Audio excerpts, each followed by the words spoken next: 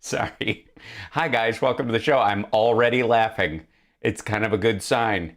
I was having a hard time coming up with a title for today's show because the clips that we have are kind of all over the map. They kind of go in different directions. Most of them are about how, in just a few months, Biden has destroyed the entire country, even though Trump made America great again. But apparently that greatness had a shelf life of only 4 months. And it's like, I guess it's like sushi on a windowsill, like every other thing that Trump touches. Like, it won't last. You'd have to ask Stormy Daniels, but there seems to be a short amount of time where Trump's successes last in any way whatsoever. And so yesterday, we're talking about how, or the day before yesterday, they all run together at this point, where we kind of, it was yesterday, we found Don Jr. was on Flashpoint because he had sunk that low.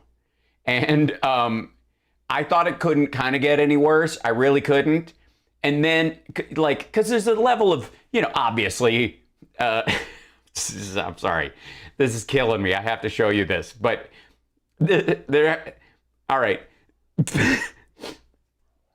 It'd be one thing if somebody did this, to a video of you. Okay, there's Trump, the Trump sycophants that put his head on Rocky's body and that kind of stuff. And it's lunacy, and Trump likes it and thinks it's, I guess he thinks it's flattering, even though it's kind of an embarrassing dichotomy. It's so out of whack with reality that it should be embarrassing, but it's not for him. He's like, yeah, I do kind of look like that if I suck it in.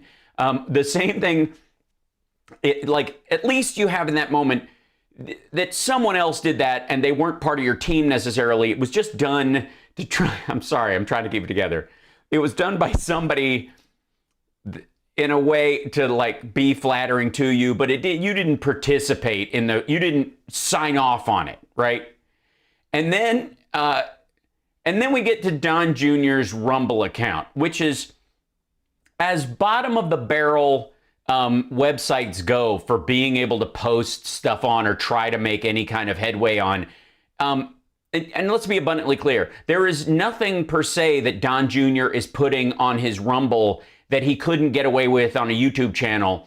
It's just that big fish in small pond is the way these guys actually look important. And I can afford, because I have another career, to allow my social media numbers to be whatever they are, because they're not indicative of the quality of my other work or whatever, or the popularity of the shows I do, because they're kind of wholly different, And so, if we've got 18,000 subscribers, thank you very much. And we've gotten 300 new ones in the last few days, and it's a beautiful thing.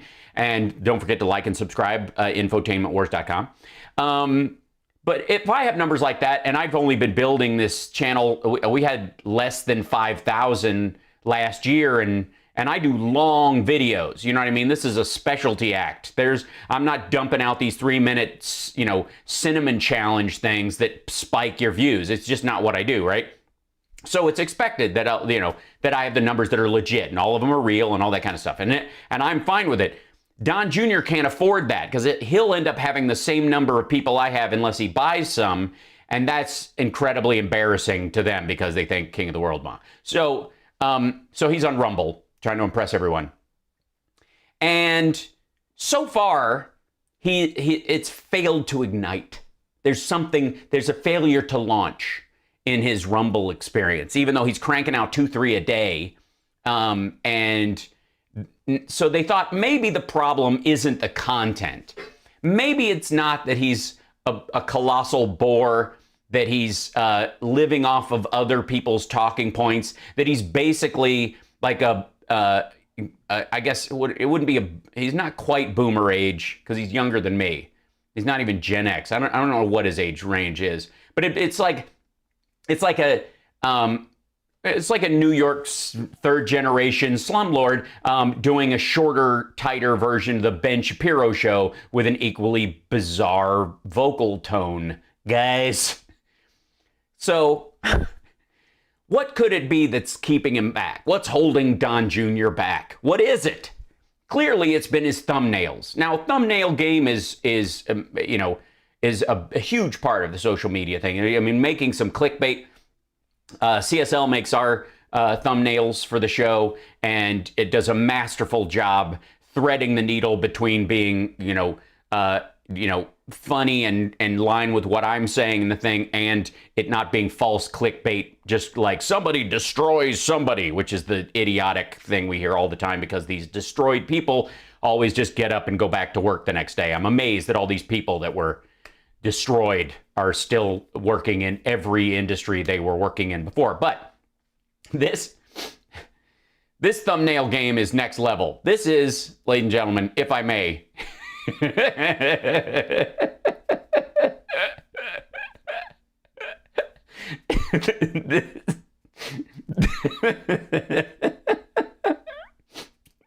this is, holy shit, honest to God.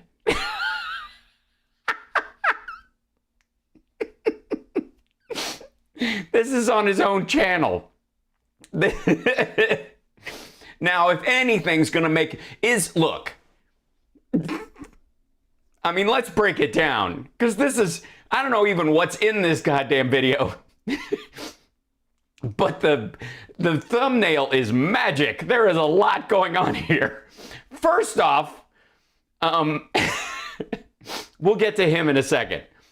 First off, the world is on fire. It has been hit by, apparently there's a fire sale. This is the everything must go. There's a top priority tag. A tag like it's, and this part of the earth is on fire. If this is indeed Earth, it might just be, kind of a, generic burning planet. I can't. This is so stupid. And then this is supposed to be the clickbait. This is what's supposed to make you go Shazam, right? This is what's supposed to like lock you in. Like, God damn, I need to see this. Joe's speech is a head scratcher. I'm just saying it doesn't live up to the. Can you imagine a big action film, Deep Impact, end of the world scenario, 2012, that kind of thing, and it says the end of the world is a real head scratcher. You know what I mean? It's just kind of a. It just kind of lays there. Now, before we get to the fact that Don Jr. is radioactive, apparently from, the blow he's been getting from Chernobyl, even Biden seems confused by this whole thing. He's like, it's meant to be bad. Like, he's the only black and white thing in the picture. It's meant to be like, oh, he doesn't know what's going on. And he's like sucking food out of his teeth in the way that both he and Obama did a lot of eating right before they went on, and there would be a lot of teeth licking. It's what's sometimes in the case of Obama, it may have been what smokers do, who normally smoke when they're nervous or to calm themselves down. So what they do is they eat instead, and so right before they'll snack on something, and then there's something in their teeth the whole time, and it's infrequent enough that it doesn't drive the audience crazy, but it's definitely part of what's going on there, and it humanizes you in the audience's mind. It's a trick, quite frankly, that a lot of politicians use. There used to be this phrase, sucking your teeth and shaking your change, which is this way of just kind of hanging around, and it's where these dudes stand on a porch when they're talking like that, and they're just, this is their way of just hanging out. Sucking your teeth and shaking your change. That's the move, right? So it makes you fit in. So Biden's doing one of those moments. And by the way, there are a lot of pictures where you can get Biden's is an introvert. He has focus issues like I do. He'll glaze over when he's thinking about something. I do that all the time. He's done it for years. It's when you just tune out everybody and then you get to your point again and the world disappears and you go back to it. And I do that. It drives Summer crazy. And so there's a lot of pictures of him where you could get him doing that. in this picture, he looks like he's looking straight ahead at something. So it's not, you're not getting what you need from this clickbait. While the world is on fire, he's apparently safe in 1932, and it's a fire sale. And then apparently Don Jr. thinks he's the master and not Sho'nuff. I guess he's Blownuff. We'll just call him Blownuff from now on. Hashtag Blownuff. Blownuff. Who's the master? Blownuff. So this was supposed to be the Shazam. Now I can't wait to see what's under the hood. I mean, this whole thing is just, I mean, there's a lot to live up to in this Blownut, right? Blownuff. See you working. Thanks very much. For those of you that don't know the movie The Last Dragon, shame on you. It's a beautiful film. It's I love it dearly. It's great on so many fronts. It's I can't sing enough praises. If I had a full body tattoo, it would be of the poster. All right, so here we go. Let's just see. I got to see if this video, if the production quality, I mean, will he be glowing in the video? We don't know. Will he have a backdrop behind him of a world on fire? We don't know. Will there be lower thirds that are apparently a gold plate on something, and they didn't even bother to take the PNG? Look, the PNG, they clipped it out over here, but over there, there's still some of it. So, there's only so much work you can do on this kind of thing. Oh, we absolutely can't stop lying. We both own it. Okay, guys, there's a new batch of blow on my kitchen counter, and thank God the counter is green so that I can see it all. Greatest threat facing America, according to Joe Biden. Last week, it was white supremacy. No, I don't remember him saying it was the greatest threat. I think white supremacist groups are our biggest domestic terror threat. Black supremacists are third. I'm sad to say that they will find themselves, they have to work a little harder. The Black Hebrew Israelites have kept them, high up in the upper five. But, primarily, if we're concerned about domestic terrorism, the white supremacists are number one. I mean, it's in line. I mean, I would think as a white supremacist yourself, you'd be proud of the fact that the Aryan Nation are 1% of the prison population and 20% of the murders committed in jail for hire, even. So they're still in the ranking. I just want you to know this. They might slip down over time, as America gets more racially diverse. I'm sure there will be other supremacist movements that give it a good go. But it's going to be a while before they can compete with with the Bundy clan. Definitely. I don't know what the white supremacy words. Number one, obviously, right? Obviously. So it was so obvious that literally people in the community that briefs on these sort of things were like, listen guys, I've been in there for a long time. I read articles about this and tweets about it. I was there for a long time, and it's literally it was never briefed as even a major issue or threat facing America because things like China and Russia and nuclear proliferation. Yeah, those aren't domestic terror threats. And then North Korea maybe take a little precedent, but this week. Yeah, but you handle domestic versus international issues differently, except when you're your dad, obviously, because in that case, you just suck up to the foreign dictators, make most of your deals post-presidency over in those countries, or at least plan to before they fail. But, in the United States, you kind of deal with the actual threat that's in front of us. So this week, it's something different.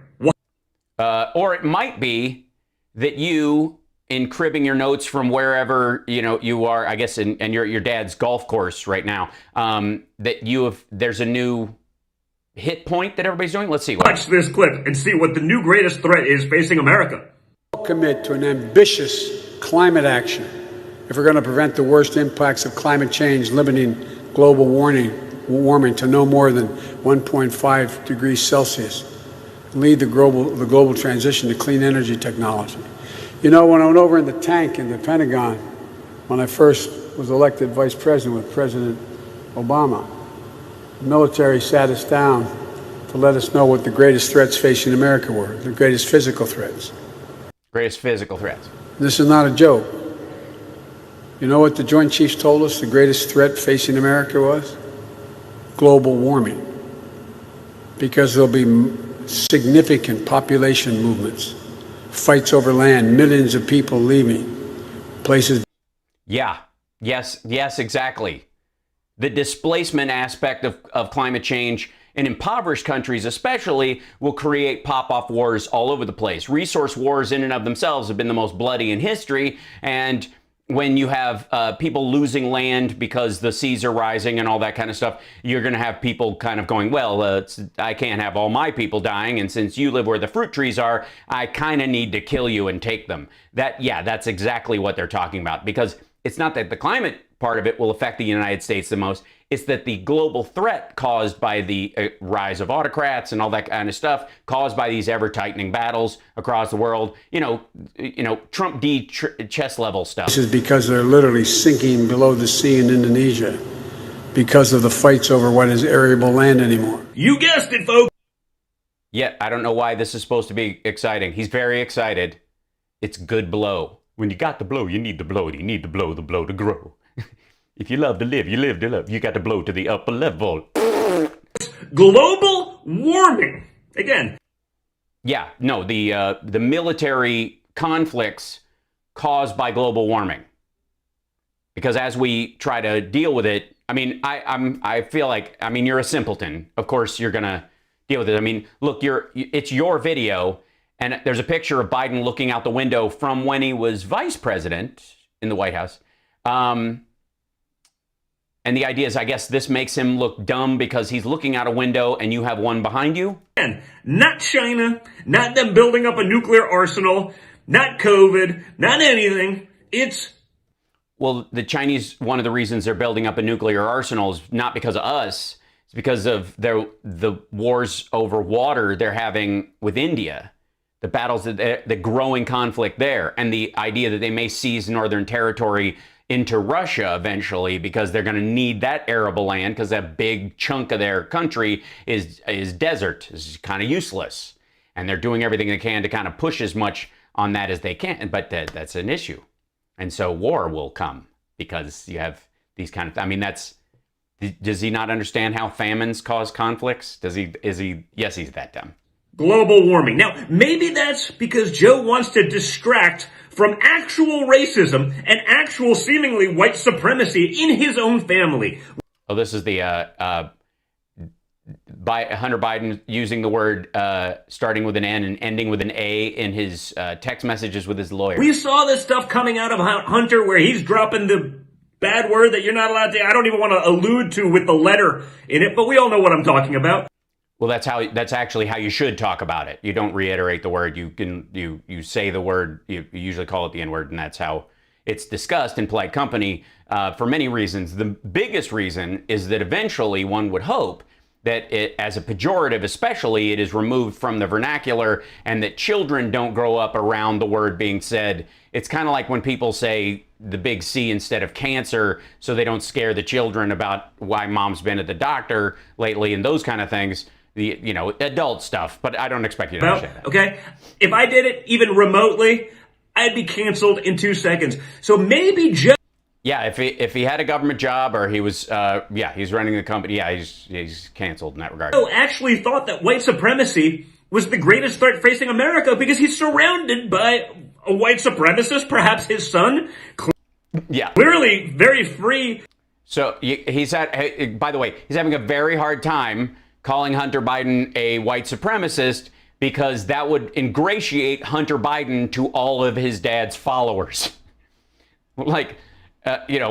There's a thin line between calling Hunter Biden out for this and him and Trump's followers going, I like the cut of his jib. If he just do a hard R, we might be friends. To use disgusting racial tropes, maybe tropes. Joe is just so familiar with that kind of tropes? You mean just it's a word, it's not a trope, but I get it. Language that he actually thinks it's a big problem, that he runs with it. Maybe it's Joe's own past words and his own past legislation that made him think that white supremacy was the biggest threat facing America. So I thought we were on climate change, but obviously, I mean, clearly he served. Not only does he have a black person working under him, he worked for one over him, which is the one thing your dad has never been able to do. None of you have been able to do. He won't put anybody in the business that is above you because you guys don't work for you. Your version of equality is I will have diverse employees as long as it's down range from me, as long as it's down the ladder from me, then it's cool. But if it gets above me, yeah. Now, wasn't that email on the laptop that was in Giuliani's possession for months? I think it was supposed to leave text messages from the exact same thing, but I still don't buy it. Again, this is the if it's real kind of global nonsense. warming because maybe Joe wants to distract from his own racist son's comments. Yeah, that's why he's talking to all our military about necessary changes in our military, is because he's worried about you making a video on Rumble about text messages that Hunter Biden apparently sent to his attorney when he was a crack addict. Saying disgusting things. Now, it's not such a big deal anymore. Well, no, that's the domestic threat. Now he's on an international trip, and that's how we know the difference. We know that he knows the difference. See how that works? Not that you do. I don't. I get it, but. Again, maybe it's because Joe's just gotten a little too comfortable with that kind of stuff because it seems to surround himself personally, as well as his Yeah, it totally surrounds him, especially when he's having lunch with the vice president. son. Now again, I understand that Joe gets the advantage of liberal privilege. I understand that. Okay, yes, he gets absolute liberal privilege. I agree. What's liberal privilege again? Also understand that Joe even himself this week said he sometimes forgets he's president because Joe sometimes forgets a lot of things. Oh, I see, because he was making a cute statement about the fact that he wanted everybody to sit down, but they have to remain standing because he's commander-in-chief, and yeah. He said it nicely, like, sometimes I forget I'm president. It's been 4 months. Your dad forgot he was president when it was time to, fill the cupboards because they were bare. Like the office that he was running for, like where he is, like the name. You mean so I'm glad we have a moment. Guys, we have a moment here. We're having a moment. He's admitting that Joe is the president and that he's in, the position of power that he's legitimately in. So that's progress. It took a while. It's a little bit there. But Don Jr. finally admitting that Joe Biden, who apparently can't remember anything, but remembers that racism is a problem, but only because he wants to distract from something else, and that he doesn't know he's president while he's completely lost, doesn't know half the time what he's doing, kicked his dad's ass in a legitimate election. I think that at least. Names of people in his cabinet, like the Secretary of Defense in those disasters. You saw the speech. I mean, even in a big speech, what, dude, seriously, I don't know this. I always thought that if you did a ton of blow, it deepened your voice in some ways because it ate away at the stuff. Or does it just cause swelling in the nasal passages? Did they stitch it up? Is that how it happened? Are they little whistle holes? Yeah. Tim Apple, anyone? Yeah. Speech in front of troops. He still botches it. Just turn the teleprompter around, Joe. Let the people read it for themselves. Let them read it for themselves. For themselves. Seriously, what the fuck is happening here? What is that?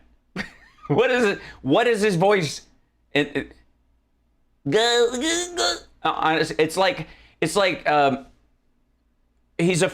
Don Jr. is a frozen moment from an Andrew Dice Clay joke from 1986. Like, he lives in that vocal tonality. There's like a space-time window in that vocal tonality where Don Jr. was literally born from. Yeah. It's so much easier than watching you flub it every darn time. So every darn time. Dude, he's doing a speech in front of the military from a teleprompter, and successfully, with a stutter, by the way, lifelong stutterer, and pulling it off very well, quite frankly. And you have to check your notes in a 4-minute video. So if we did that, maybe we'd understand what the hell you're talking about. And if your son wasn't so racist, maybe you wouldn't have to flip-flop on what the greatest threat to America is. And I got news. He didn't flip-flop. The greatest domestic threat is white supremacist domestic terrorism. As far as domestic terrorism goes, that's the biggest threat. Worldwide, climate change, because it'll have destabilizing effects in many of the areas where we've gotten bogged down before, and in other areas where we mean to help people, like in Africa and the like, it'll cause another Rwanda. That's the big fear.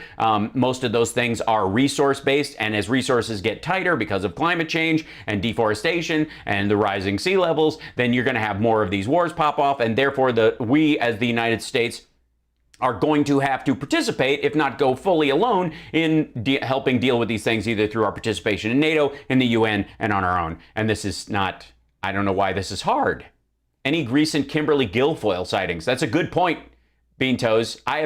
We have not seen them together in a long time, and I do mean not see. Bad news for you, Joe. It's neither global warming, nor is it white supremacy. Well, okay, look. I'm wearing both of my AirPods right now because that's how I listen to the video, so there's not feedback in it for the microphone that I'm wearing. I don't know why he has one in, like a dude with a Bluetooth circa 2002. Those guys who constantly walked around with the Bluetooth in them. See, okay? Look towards China. Look towards China. Look towards Russia. Look towards how do you not know how to pronounce the word towards? Supremacy, okay? Look towards China. Look towards China. Look towards Russia. The second one wasn't any better. He brought it back a little bit. Look what? Nor is it white supremacy, okay? Look towards China. Look towards China. Look towards Russia. Look towards. He said towards with his back molars. Towards. I'm going to choke to death just trying to do that. Look towards North Korea. Look towards. No, they're not getting better. What the hell is happening? Look towards Iran. Dude, stop saying towards. You're going to blow a gasket. About 1 billion places that are significant. About 1 billion places. Well, I'm glad you know the globe. Are there 1 billion countries? Billions and billions of countries we have to worry about before we worry about climate change. By the way, for the record, if there were 1 billion places to look that are threats to the United States, then climate would be the least of our worries because holy shit, violence and explosions and death all the time. Significantly greater threat to American democracy and the American way of the American life than Jesus Christ, dude. Back up, slow down. Is there, I don't know, you guys know I don't do drugs, so I don't know drugs. Is there something you can take to kind of slow your roll? Does he have to is there an edible suppository he can do to kind of mellow out his overgrind? How does this work? Than the nonsense that you push with the liberal BS. By the way, why are you acting like you're FaceTiming him?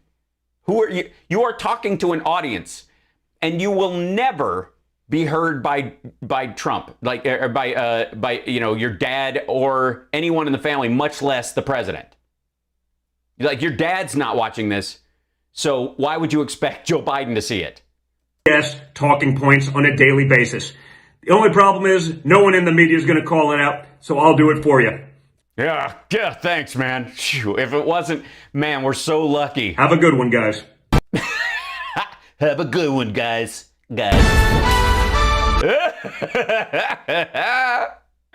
That's a Donald Trump Jr. Dun-dun-dun-dun-dun. You know what, guys? One of the things that's happening with my videos is they don't have enough flair. Good Lord. Have a good one, guys.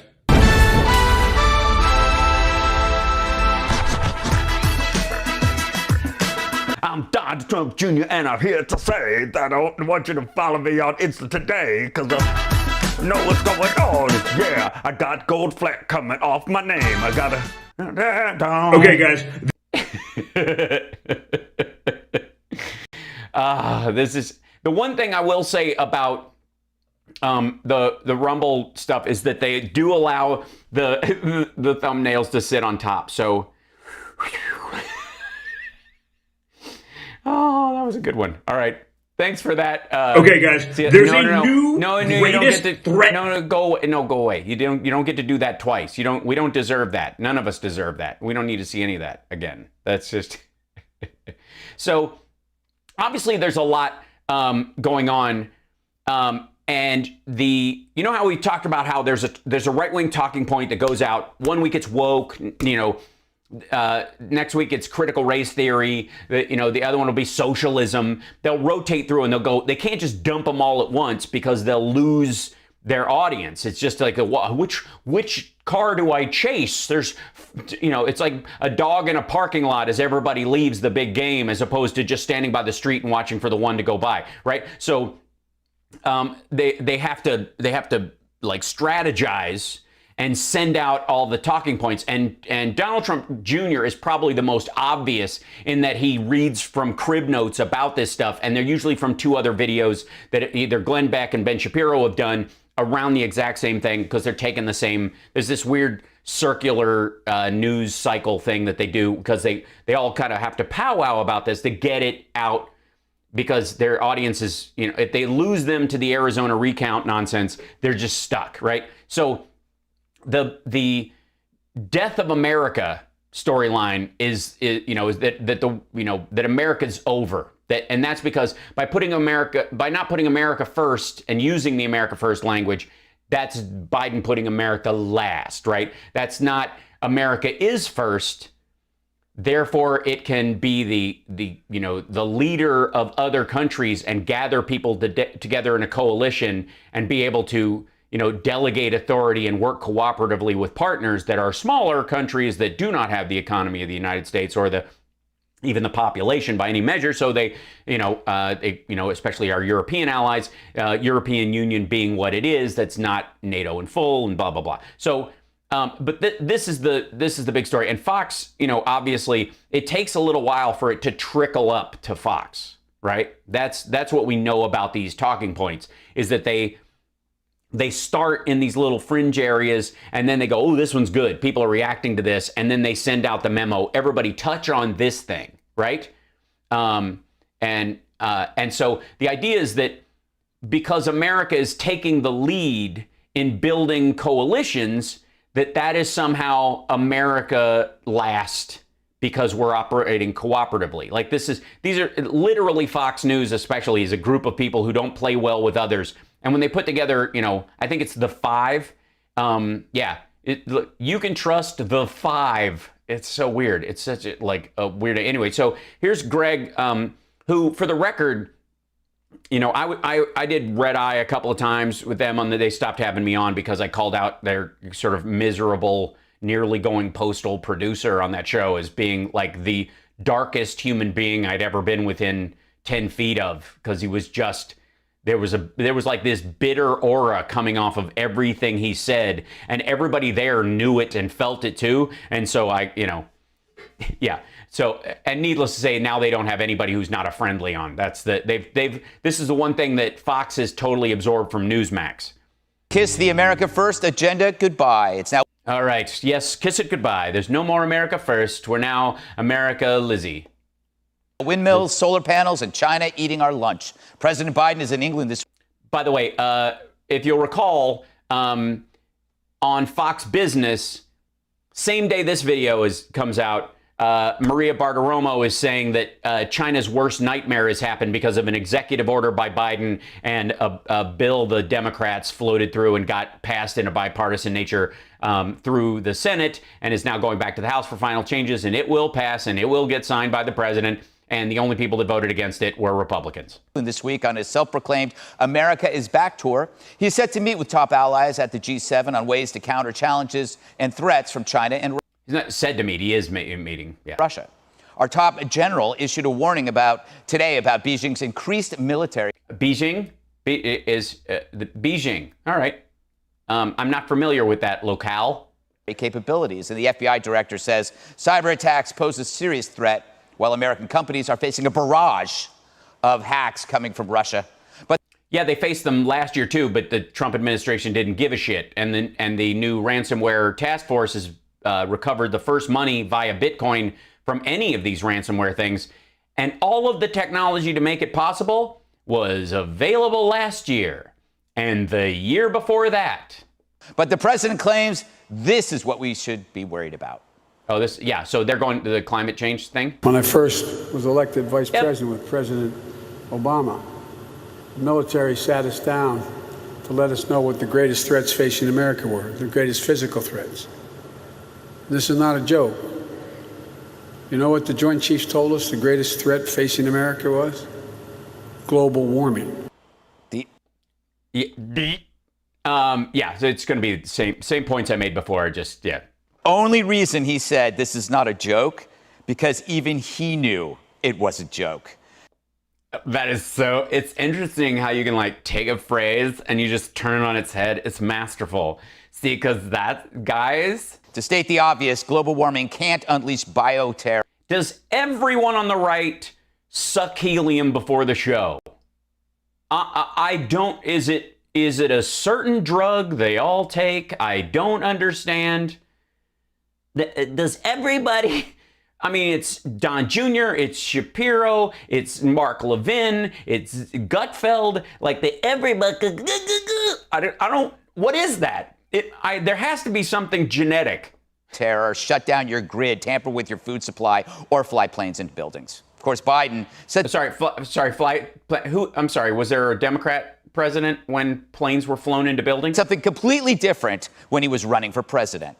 I think the biggest threat to America right now in terms of breaking up our security and our alliances is Russia. Yeah, in terms of breaking up our security and our alliances is Russia, whereas the greatest physical threat is global warming, and the greatest domestic threat is white supremacy. How the fuck do these guys not know that he couches what he's saying to give perspective on what he's talking about?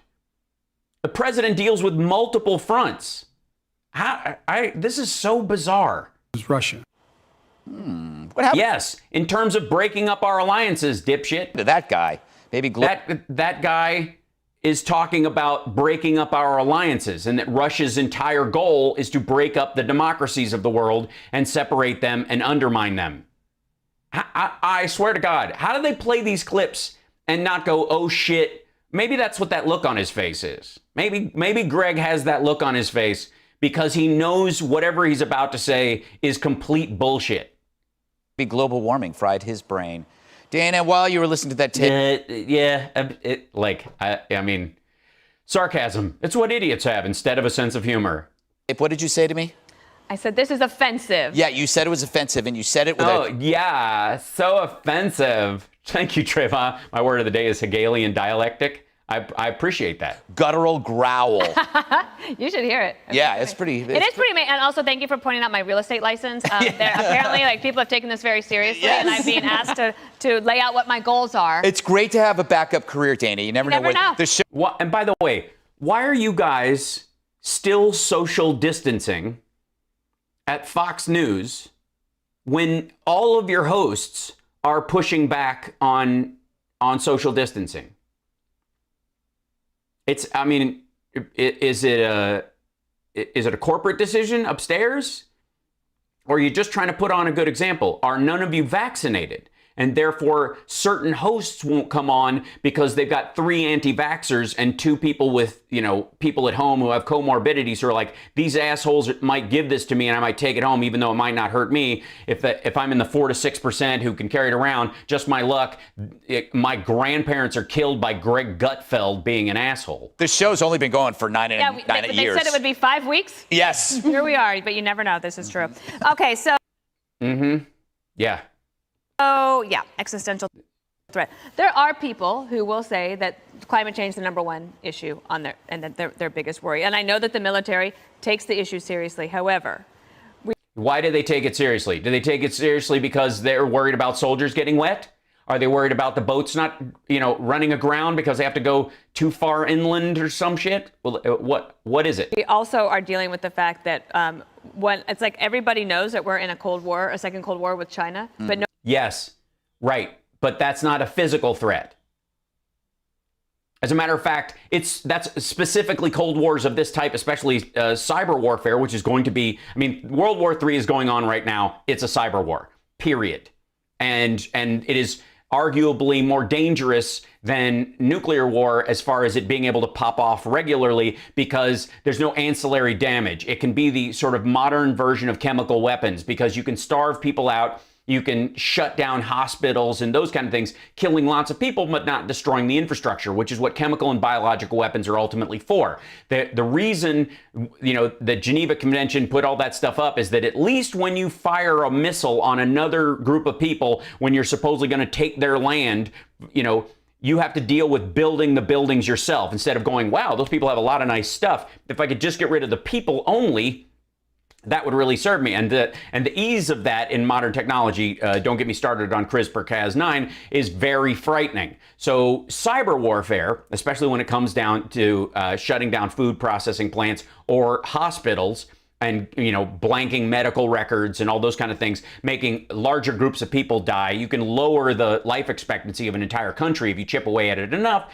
is very concerning. Now, it's not a physical threat, though. They're not bombing these hospitals. It's cyber warfare. So that's why Joe Biden, in the clip that they showed, said the biggest physical threat is climate change. But these assholes, and then they play the Russia clip, which he goes, the biggest threat as far as breaking up our alliances is Russia. China's not going after NATO. Russia is. This is so low rent. I don't understand. But nobody's really acting accordingly. Yeah. They're not. Oh, they're not. We're not acting accordingly. So you just missed the bill the Senate passed and the executive order that Biden put out, that your own Maria Bartiromo said was, and I quote, China's worst nightmare. And I would put that to climate change. If China is building a coal-fired power plant a week, then they're not. Global climate change issue is a global issue. Yeah. It doesn't matter.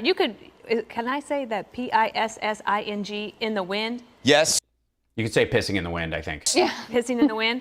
That's basically what you're doing. Yes. No, you can't say it. Take your license. Just have the EU. Say spitting in the wind, you're on television. I mean, I can say whatever I want on here because if it dings me. And the United States and Canada and Australia trying to reduce emissions, if they're increasing emissions, then it doesn't matter. Yeah. So I felt like that was a little offensive. Not as if it's offensive. I was personally offended by the idea that our biggest physical threat is, and by the way, if you asked Biden what our biggest cyber warfare threat is, he'd say, from an intellectual property standpoint, it's China. From a military standpoint, it's Russia. And they'd go, oh, I see. So Russia's not after our intellectual property? No, they're not. They're inserting garbage in servers more than they're taking out. Even during where they stole a lot of the COVID information to make their Sputnik vaccine, they put in stuff that would slow our ability. I mean, this is what you're talking about when you're talking about cyber warfare being deadly. That they delayed effectively by a couple of months, possibly the data returns, at least the trials themselves were going to take the time that they took. And so, but by putting in, bad data that people later have to sort through and match it to the original data to see if it matches up and see if there's anything off, or that people might chase, run into a cul-de-sac scientifically, because they've been led astray by this fake data that Russia puts in things. This is a constant thing. This is the one thing that Russia does that's different than every other hacking base in the world, is that most of the other ones are stealing shit or locking stuff up and not letting you get to it. The Russians steal shit, lock stuff up so you can't get to it, and also put things in so that when you get your shit back or when you're able to, access it again, you've got misinformation mixed in with your information. That is that is the crux of their attack plan. It's been happening forever. It's old Soviet Union, war games level stuff.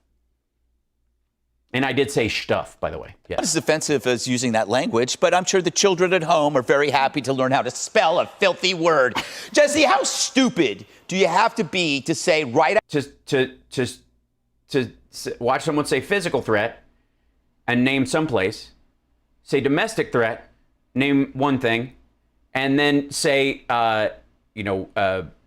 threat in terms of breaking up our alliances and say another place because you're dealing with multiple threats. How stupid. right after a pandemic caused by an engineered virus. That caused?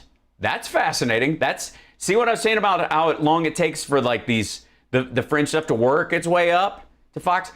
Caused by an engineered, like he's not saying this like this is a question at all. According to Greg Gutfeld, this was a bioweapon now, an engineered virus. It was caused by it. Okay. Climate change is the number one threat. You have Yeah, because you can't vaccinate against climate change. to be pretty stupid, Greg. Yes. Well, you have to be pretty stupid to actually make those connecting thoughts in your head. Because, by the way, you know what will exacerbate infectious diseases and the spread of them? A rise in climate and the movement of large groups of people caused by it. Those two things together will really spread a lot more disease a lot quicker. Are you calling the president stupid? I would never do such a thing. I'll leave it to me. I usually, when I think threats, I think of death and money. So, Well, sure. Yeah. climate change has killed how many people? 0. The China. Climate change has killed 0 people. So, according to Watertown, or whatever his name is, Jesse, that everyone who's killed by the rise in hurricanes, the rise in fierceness of tornadoes, the flooding, the mudslides, all the stuff that is like increased by a measurable amount. And again, you don't even have to believe man-made climate change to know that this is materially true. All those people who died, who were, like men, women, and children drown in seas of mud, people with their homes ripped right off their foundations, all those lives lost. According to this asshole, those people don't matter. But remember, Fox is pro-life. So there's that. China virus killed 600,000 in this country. Right, and Trump led it. And according to you guys, it was a bioweapon, and he was president. You add the fentanyl that they bring over to Mexico, the cartels. They don't bring it over to. They don't bring the fentanyl over to Mexico. They bring it in through ports, which was the problem with his wall idea, is that it doesn't come across. As a matter of fact, Mexican gangs were having a problem. This is true, that fentanyl was killing all their customer base. So they stopped bringing it in and stopped allowing it through so that they could sell more meth. And the Chinese are fucking up their business because they're killing people with fentanyl. Cartels push that up here. Hundreds. How are you going to sell heroin and meth and all these other drugs that are the key economic engine of the cartels if everybody's dead from fentanyl? So, Of thousands of fentanyl deaths here. What? Islamic. Ryan saying, where can I email you? At my website at halsparks.com. There's an email thing there in the contact page. Terror. You count the overseas wars, you're talking tens of thousands of American lives lost. Russian hacking, tens of millions of dollars, maybe over $100 million. So yeah. Over 100 millions. Yeah, it's not a joke. I mean, no one's laughing except we are at Joe Biden. Maybe. Yeah, because you don't take it seriously and this is just sales. Maybe they did. By the way, I know what you're thinking. You're thinking this guy has Hank Kunneman to look forward to in the future. Literally. If I was him and I saw a picture of Hank Kunneman, I would fear the next 20 years of my life. I did tell him that. And if they did tell him that, they should be fired. But I don't think they even said that. I think Joe just doesn't even remember. A Defense Department official has never said, ever, and I had Johnny look, publicly that climate change publicly is the number one threat. Actually, Joint Chiefs Chairman Mark Milley just had to come out and clarify that China and Russia are the top threats. Top physical threats the top physical threat is climate change. Our adversaries are Russia and China. They're the primary adversaries. But the biggest physical threat, the one that will cause the most damage, cost the most lives, is climate change. because it's going to displace people. Those displaced people will stampede into other countries. They will carry infectious disease, and even in some cases, because of the rising temperatures, that will make it more, them spread worse. I mean, this is child's play. I don't know why this is hard. But maybe during the Obama administration, they thought that climate change was the top threat. That would explain how they missed ISIS. Yeah. And how they got... They missed it? Did they?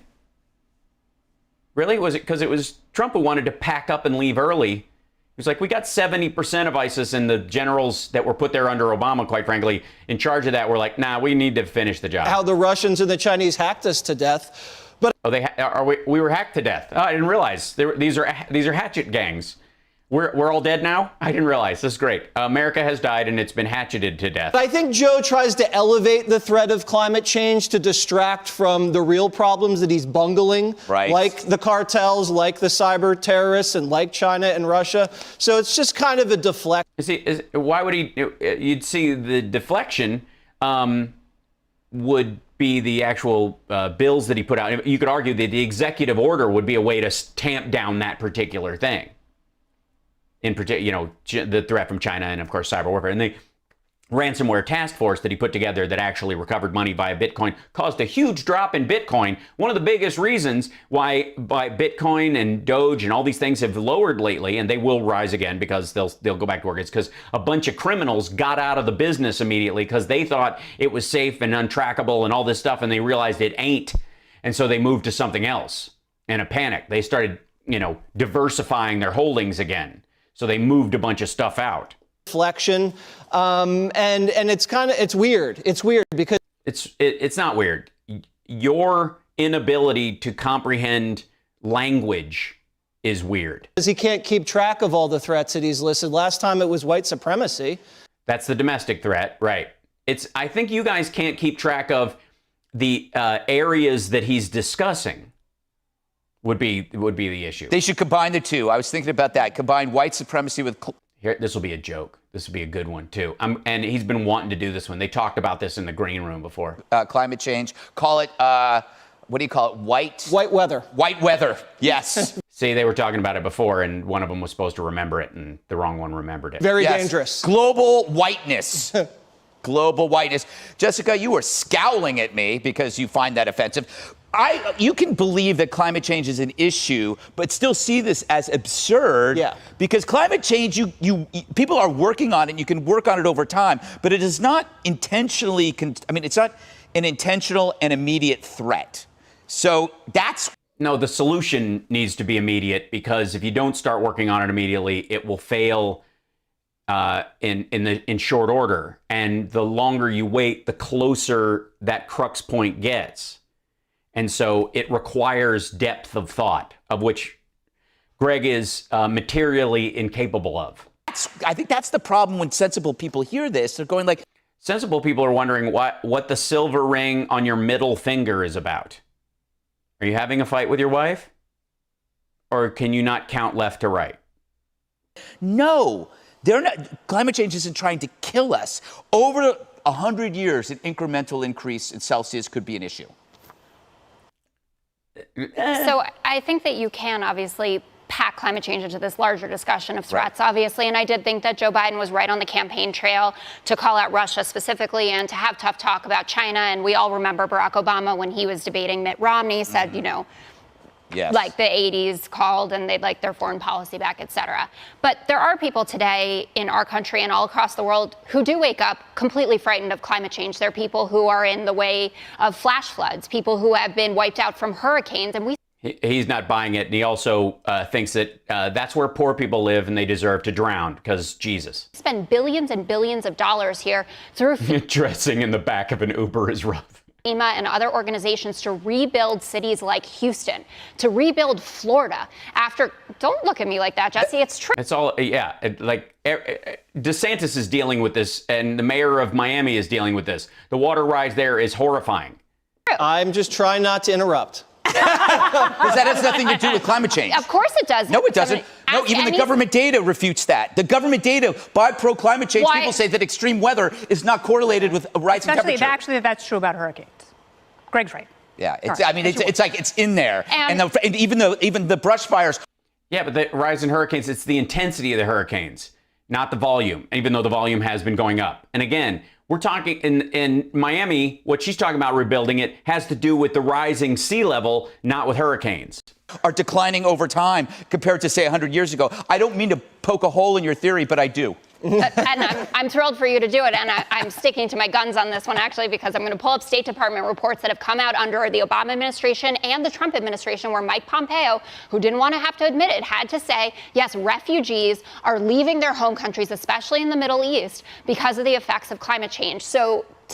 And that's what the Joint Chiefs were talking about when they were talking to Biden during the Obama administration. To kind of laugh in the face of it and to call him dumb, I think. No one's laughing. Wait. The Syrians didn't flood into Europe because of climate change. There was a civil war. I understand that, and Assad is a very bad dude. I'm not refuting any of that, but climate does play a part in how we see migration. About this big. Yeah, I don't think it's in the top 7, Kennedy. What's your take on this? You're pro-science. Well, he also, by the way, it ain't right now, but it's the increasing problem, and that's why we have to deal with it. It's bad enough now that we can see material differences in our military policy worldwide, and it will just get worse unless we can figure out a way to deal with it. I love science. You know what? Actual science. Going after you, Kennedy, is going after science. That's I've always said it. No one believes me. Maybe it's because I lack a degree. By the way, never wear a dress that is the same color, or a suit or a shirt or anything that is the same color as green screen. It's just a mistake. I'm not going to do anything about it. I'm a decent human being. But I'm just saying, that color, unless she's on her way to a mocap party, is a mistake. Don't walk around in public that way, because anyone can put anything on you. This is not a joke.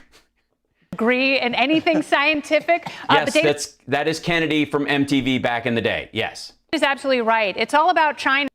Yeah, I think I'm not wrong, Lizard of Id. I mean, seriously. And I think some of the statements that President Biden has made in the past about China. Maybe, I know she's mocapping a Sarah Palin video game, and she just came in for a couple of minutes because they needed somebody to fill in who wasn't afraid of social distancing on the 5. Sorry. Are going to come back and bite him because he's like, China's not going to eat our lunch. It's global warming. And that's what Is that what he said? Is that how he said it? Vice President Harris said when she went to Guatemala. Mm-hmm. She said, we want to make Guatemala great again. And the reason you guys are leaving, you guys, is because climate change. Meanwhile, their girl. Is that what she said? Because that's not what she said. But I'm curious what happens between words and your ears. On all sorts of drugs and having them land in planes in the jungles of Guatemala. The drug war is a much bigger driver for people leaving the Northern Triangle than climate change ever will be. It's not high up on people's list. Like, people don't walk around going, I'm just so worried about the climate, I have to get to the U.S. That's not what's happening. But no, it's where their cities and the towns that they're in, and especially the areas where the drug dealers and the cartels grow their crops, for example, are getting increasingly smaller and driving indigenous people out. And as the indigenous people move in, they move other people out. And then it's a constant shoving because there are fewer and fewer places for these people to grow their the crops that make the drugs that they send to the United States for our enormous drug appetite, which we need to curtail. When I saw that statement that the president made, the only thing I could picture were Presidents Xi and Putin on the phone together, just laughing hysterically, going, oh my God. And then really, that appears in your head. I went one step further and thought maybe Joe Biden is like Kaiser Sose. Like, maybe he's pretending to be this complete dullard, but secretly he's a villain and he just wants to completely lower people's expectations of him. And then he's going to go There's one other. He's going to go full on what? And they do it. What? Full on ham? What? And then he's going to go There's one other ham. reason they do it. What? Biden.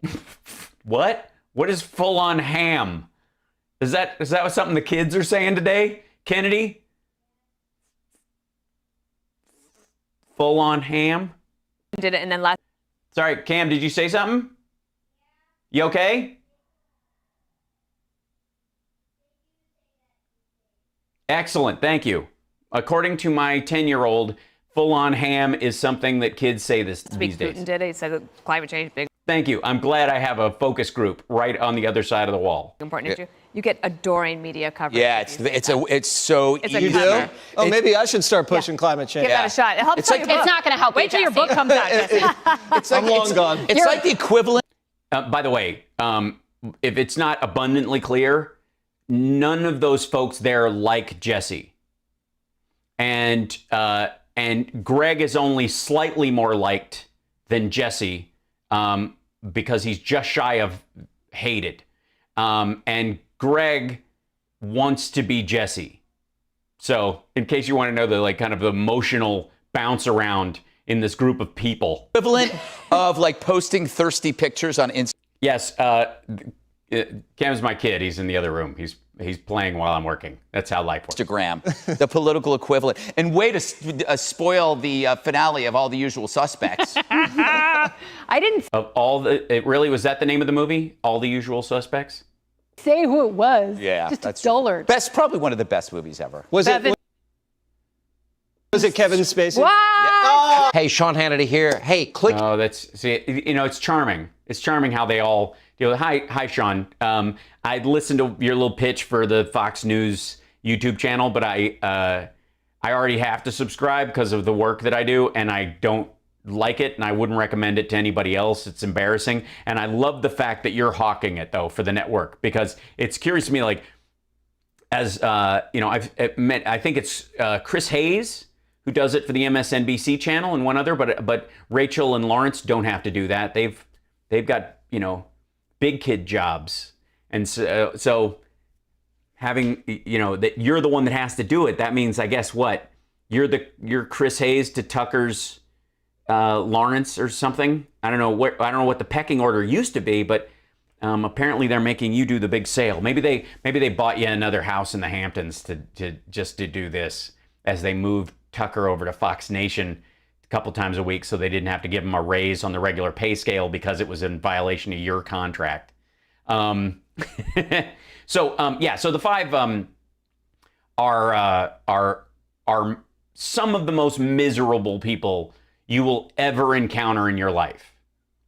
I mean, if there are people without a happy moment in their life, those moments where you and I have where we're laughing so uncontrollably that tears are coming to our eyes, and we have this kind of joie de vivre that is palpable, and when you're around other people, you go, I can just tell, no matter how miserable this person is right at this moment, they have happy, silly moments. They're good, those guys. They are the people in the five are completely devoid of those moments.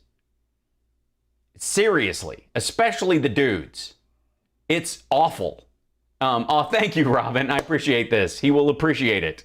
Now I have to buy him Robux or something for his Roblox game with that. I appreciate that, and so will he. He's like, next thing you know, he'll be bumping me out of the way, and he'll want to do his own live stream, which is not happening.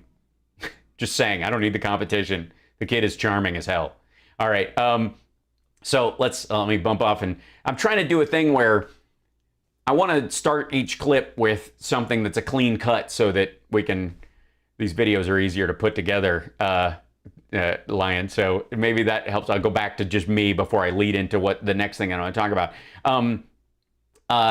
We know that Greg Gutfeld is miserable, but it might be a thing that's just attributed to right-wing Gregs. Maybe they're just all miserable. You know what I mean? Maybe if your name is Greg and you consider yourself a conservative, that's just a recipe for misery.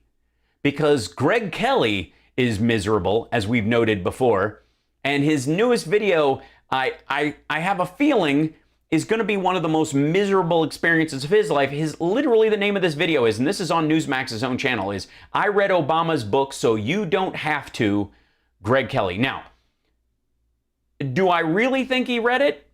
We'll see because I don't necessarily buy it right off the front. Audiobook, maybe. But sit down and read it page for page. Greg Kelly's spending his afternoons and evenings going through Obama's book, but reading it, or having staff go, check this page out. This is. So we'll see. I'm just curious because we've all seen Greg at his darndest. I'm just curious how he managed to make it through it. But this guy is more. Hold on. Wait. Sorry, but this guy is more important and probably just as powerful as he ever was. Barack. Sorry. He looks happy. By the way, can I show you guys something real quick? Talk amongst yourselves. I have to go get something. This is just to irritate Greg. It'll take a second. No. Hi, my love. I'm just grabbing something, if you don't mind. I just got to grab something for my live stream to show people. Love you. Are you having fun? All right, good. Truly, they do say that these days. Huh? Truly, they do say that these days. Uh-huh. They do? Yeah, thanks. They full on ham? Yes, cool. All right. And that means being silly? Being ridiculous? No, basically, like, I'm gonna Go full force. Go for it. Okay, cool. All right. Yeah. So they think ham it up means that. So I'm just doing this to irritate. So I just got a lesson. I was hoping you guys could hear it, but my son was giving me a lesson on full on ham as a phrase. So it's great. And by the way, for those of you that don't know, hamming it up, which of course means being funny or being ridiculously silly and selling your comedy, on a Jerry Lewis level or on a, like the Ace Ventura character, the Dumb and Dumber world, that kind of comedy is considered hamming it up.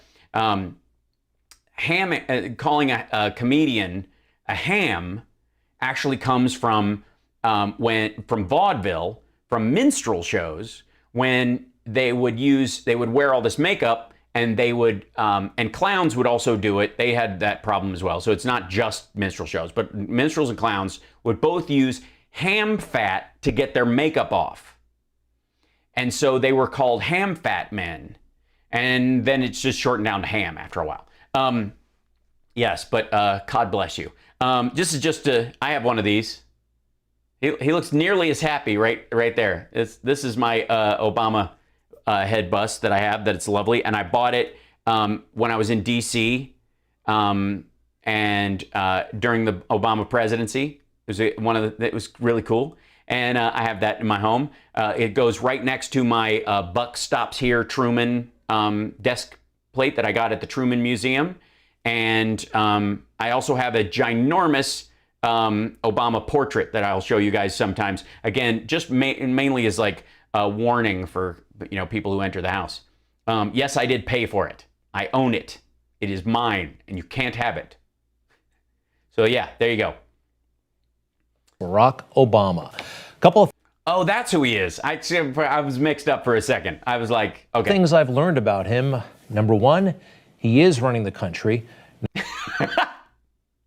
But he also is, he was controlled by Hillary's people. And now he's running the country through Biden with Hillary's people. We've been through this, but. Number two, he has disdain for white people as a group. As a group. Now, is it all white people or just certain groups of white people, like the Bee Gees or something? Also, he's still struggling after all of these years with his own racial identity. So he hates half of himself. Is that the group? A lot of this. So are his white grandparents and his white mom in the group he hates? Is that the struggling part? Is in his book, his latest about himself, of course. His latest about himself, of course. Promised Land, and it's all there. He has wondered, am I black enough? Others in the black community have wondered about him. See, it's weird that he struggles with this as someone who's in the unique position of being a mixed race president, seen as the first black president, when he's in reality, I guess, the argument, the second mixed race, depending on your definition of it, like at a certain point when we wash it out, isn't everybody a little bit mixed race after a while, depending on which races we're talking about? How much race is a race? But so Greg is confused that in a completely frank book written by a man who's half black and half white, that was the first black president, that he might deal with the issues around what our society perceives around those issues, and that he might, I don't know, in his own heart and soul and in his own mind, contemplate those ideas on the regular Is he black enough? It's in the book. Unbelievable. He wrote it down? Did he type it up? Did someone? What? Everyone, take a look. Obama's an outsider. He's backed by white folks. He's a Harvard elitist, and that name, is he even black? He seems to be quoting... Obama's an outsider. He's backed by white folks. He's a Harvard elitist. And that name, is he even black? These are questions he got in the community all the time. Right. So he's not supposed to talk about questions people actually asked him in a frank and open discussion about his thought process. Let me... please show me, like, the response where he went, damn straight I'm fucking black. And he, like, went full on ham to sell it. Why? What is this? Moving on. Those voices within the... Yeah, and CSL, I appreciate you chiming in on this conversation. And it is exactly, this is the frank part of the conversation. This is why you read the book about somebody of his extraordinary nature who came from where he came from and became president of the United States. And if you're dealing with the same issues, you might go, holy shit, a guy who's dealing with the same issues and questions and ideas that I deal with became president of the United States. Maybe there's hope for me, even if they're not exactly the same issues. But carrying that weight with him and being accepted and not accepted and all those issues that everybody deals with in their own form, he dealt with it in his own life and became president. Twice. Unlike Trump. Within the black community arguing. Those voices within the black community arguing that I wasn't ready or I was too radical or I was too mainstream or not quite black enough. Why are you highlighting that shit? Why is this a gotcha? He's relating what people said. That I wasn't ready, or I was too radical, or too mainstream, or not quite black enough. Of course, he had a white mother, and for some in that community, he was viewed with suspicion. Suspicion. Suspicion was the word, really? They thought he was a black Churian candidate? He was a white Churian candidate? Is that what's happening? When he ran for office, this came up back in the 90s, and when he tried again for Congress in the year 2000. Now, when we first started noticing him across the country on the national stage, nobody really knew about this stuff. Everybody... Yeah, nobody knew he was half anything. Nobody didn't. When we first were introduced, we didn't know his internal struggles about his upbringing like we do most humans. What are you talking about? Why would we? He just fell in love with the guy because... Thank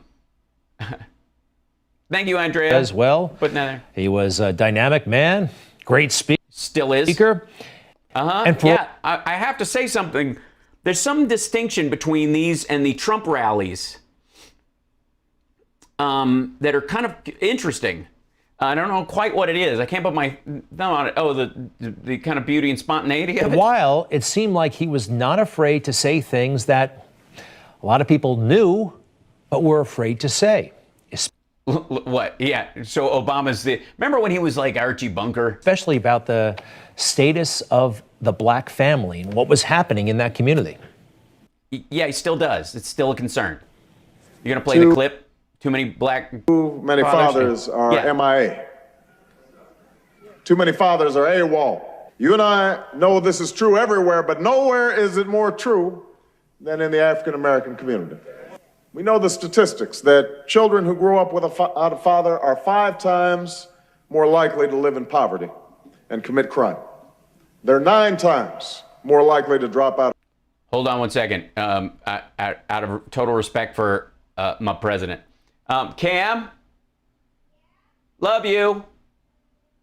Thanks. Of school. 20 times more likely to end up in prison.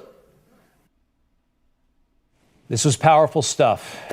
And where is he now? Why won't he still? Yeah. And very few of any race willing to say this out loud. Of any race, yes. Where are the Chinese people who are talking about the lack of fathers in black neighborhoods? But he got nailed for it, primarily from the left and from very prominent black politicians like Jesse Jackson. Been locking down the black people on those faith-based And? Lots of headlines. Again, whenever he talked in really candid, forthright ways about what was happening in the black community, he got beat. How the Obama administration... No, he didn't. He actually became president again. Administration talks to black America. Folks did not like this on the left. Obama pressed on how he talks to the black community. Barack Obama... Yeah, I don't... And again, you're celebrating this now, Greg, and I'm very confused as to why you weren't supportive of him at the time. If you support this tough talk and you think this is legit, then and you're like, he was being attacked by all the wrong people about this, then why'd you give him so much shit and call him a psycho radical lefty Marxist, which is all nonsense as well at the time and ongoing? Why isn't this part of his life and his speeches and his frank talk about these kind of things and trying to heal and find solutions for those circumstances, why is that not a regular part of how you describe the man? Now, I'm going to guess that it's because you didn't give a shit until you couldn't talk about Biden because his stuff is too popular on the material grounds and he's white, so you can't scare your viewers. See, by going after the Obama-Biden policies, when they're furthered by the Biden administration because they worked together very closely and they shared ideas and there was a lot going on there, that by the Biden administration going, Barack Obama had a lot of great ideas. We're just carrying those forward. I've got some ideas of my own that we talked about then that we didn't have a chance to do and that are becoming crucial now. We'll move those forward. The problem with that is that those ideas are very popular. And now that Biden is the one at the top of the ticket pushing these things, the only two ways that Greg Kelly can scare the Newsmax viewers is to say that Obama's really the person behind these things. So they must not be, you can't trust these things because this black dude is the one who's behind them, not Biden, who you keep forgetting to hate. And the other option, of course, is that, it's not Obama pulling the strings. It's Kamala Harris is really running shit. Thank you, Robin. That's exactly what is happening here. The reason Greg Kelly has to go to the Obama well about this is because his own viewers don't fear these programs when they come from Biden. 60% of Republicans are supporting, most of the things put forward by the Biden administration specifically. Addendums that get added in the House by the more radical factions in the Democrats, those are the things that get shot down or get pushed around Fox News, pushed around Newsmax as this is what they're really going after, instead of them being amendments added by the Progressive Caucus or something like that are 8% of the overall bill, and many of them get stripped out along the way anyways, that they go, that's what the Biden administration is really trying to do, is that little piece right there. The rest of it is just a cloak for the whole thing. And that's the way they sell fear of those things. But when it comes from Biden, it's not hitting the way they want. It's not selling to their people. So they have to drag that Obama's really behind it. So there must be something else going on. And Kamala Harris is really running things. Obama talks down to black people again. So guess what? This all had an effect on him. And by the way, I'm sure this is officially the first time that Greg Kelly has taken an article from African Globe seriously. This is now, by the way, so as journalists and online journalists go, and I don't quite know what classification Newsmax falls in as this kind of digital hell that they're in as a channel. But as they go, you have to, I believe that, I think we'll borrow the phrase past being prologue, I think is what you said, Greg, a couple days ago, that once you cite a source as a source of value, you go, this article backs me up, then that overall source that it came from has to have some sort of legitimacy. So it's the thing that falls apart whenever these people go after the Washington Post or the New York Times. Then the New York Times or the Washington Post write something that supports their position, and then all of a sudden they like the New York Times and they like the Washington Post, right? Greg Kelly does this shit all the time. So the important thing is that we all need to know that Greg Kelly reads African Globe, and I think that's got to be progress. But from now on, anything that African Globe writes has a Greg Kelly approves checkmark by it until he doesn't. And he didn't go there. And when he did go there, Well, he wasn't this unifier. He wasn't someone who was saying things that couldn't be said by others or wouldn't be said. He just adopted whatever the far left was saying, and he repeated it from the White House. You know, if I had a son, he'd look like Trayvon. Yeah, they hang on this one a lot. And he's absolutely right. It's one of the scariest things that for a man in his position to look at, that this kid who was part of this nationwide scandal and story and this heartbreak about it, that a lot of people were thinking that he looked familiar in that regard. And that doesn't mean that it could have been anybody. There's a bunch of black kids don't look anything like him. But this one in particular, you're like, yeah, I can see that. I can see how you would feel that. You know, it's kind of like if Hank Kunneman heard about Jesse Waters being, harmed by Zimmerman, and then went, I looked at him and Lord Jesus, praise Jesus, he could be me 15 years ago. I think it's fair to say, number one, any of us would be pretty angry. Number two, that the Cambridge police acted stupidly in arresting somebody when there was already proof that they were in their own home. Yeah, by the way, yes. Did he say acted criminally? No. Stupidly is the mitigatory phrase that a leader would use in that circumstance. Many communities around the country. And by the way, let's understand how this works in what Greg Kelly's doing. They do this is the clip. This kind of montage has been played on a lot of right-wing channels, and they always do them almost in the exact same order.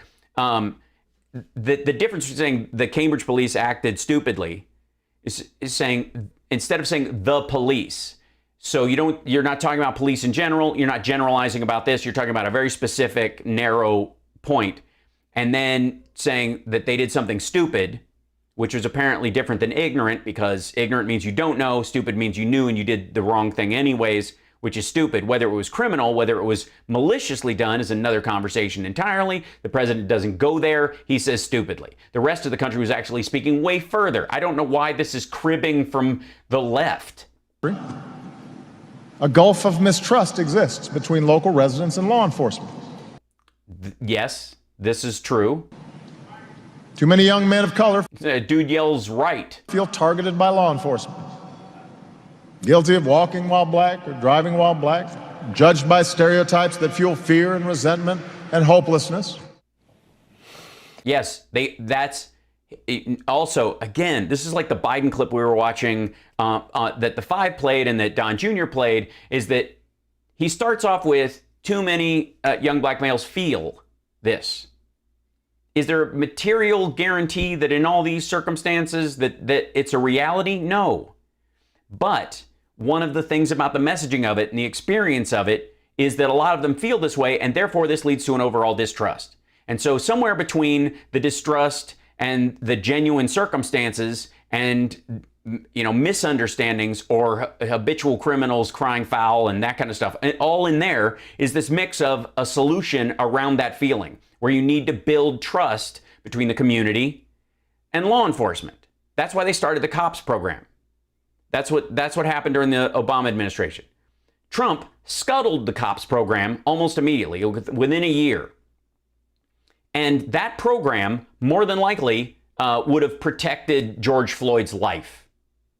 And all the property damage and looting and rioting that they, deride and freak out over would have been avoided, because they would have simply kept a program in place that would have broomed the likes of Chauvin from a lot of local police forces, or given them an opportunity to solve those issues.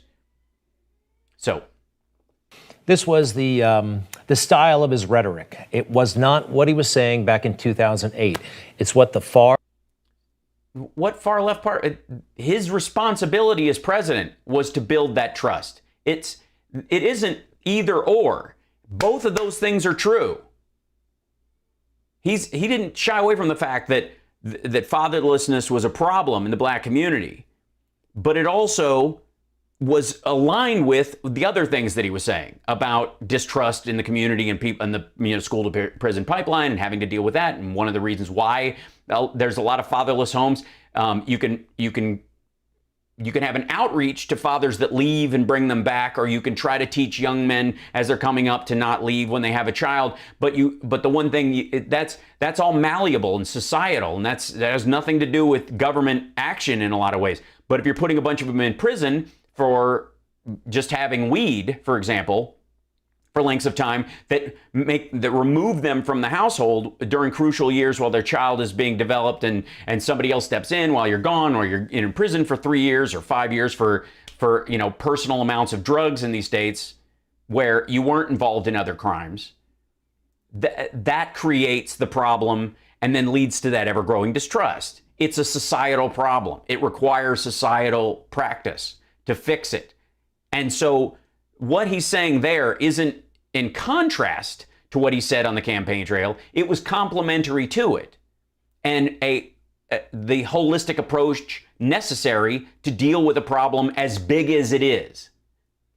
And again, I don't suspect that Greg Kelly would ever be able to intellectually grasp this, because he is a small-minded fool, and I don't know what this little hand gesture is trying to tell us. Maybe he's peaking the meter on his upset.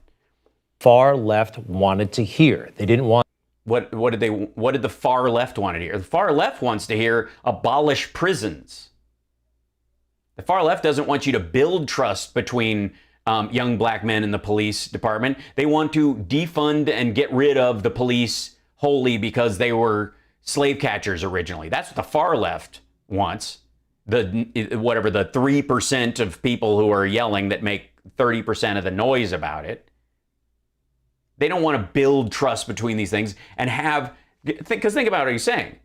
He wants these young men to feel like they can trust the police. That's the goal. And that the feeling that they're being pulled over or whatever, walking while black, driving while black, any of those kind of things, that if you can solve those issues where they feel that way, then that trust will grow. And the only people causing that distrust are these rogue bad actor cops that because the entire structure of policing often is guarded by the blue wall, because if they don't trust this, if one guy is found to be corrupt, and that's why corruption goes on in a lot of ways, in a lot of law enforcement over the years, is because they cover it up, not because the rest of the cops are bad, but because it makes them look bad, and then people don't call the cops and more people die, and there's all this societal role from it. It's not, I mean, again, this is the level of thinking required for a very complex problem that Greg Kelly is incapable of processing. Didn't want these conservative values or a conservative approach. So he only went so far when he was in the White House on race issues. And why are you doing the Trump fingers?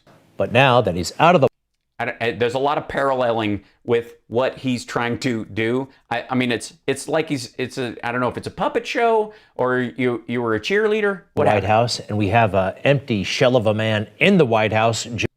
Oh, an empty shell of a man in the White House, apparently, who's Joe Biden. Which is, again, this is why they're selling this idea. And this is from the vice presidential, from the debate, when he said, "I want to talk to you afterwards," and he did. Remember that, when he hung around after the debate with I can't remember if this was the Trump one or yes, it was, where he was like, "Let me explain that to you further after we're done," or the town hall, who is very, very controllable. Well, Barack Obama can now get. By the way, he's listening to someone up in the stands. They're slowing the footage down to make him look like he's gazing off into nothingness. All kinds of things done. And I'm sorry, but when he's... And there he's talking, and they're actually like playing it on a loop. Said this to Stephen Colbert. I don't think it was a joke. I think he might have been bragging about the arrangement. If I could make an arrangement where I had a stand-in, a front man or front woman, and they had an earpiece in, and I was just in my basement in my sweats, looking through the stuff, and then I could sort of deliver the lines, but somebody else was doing all the talking and ceremony. I'd be fine with that.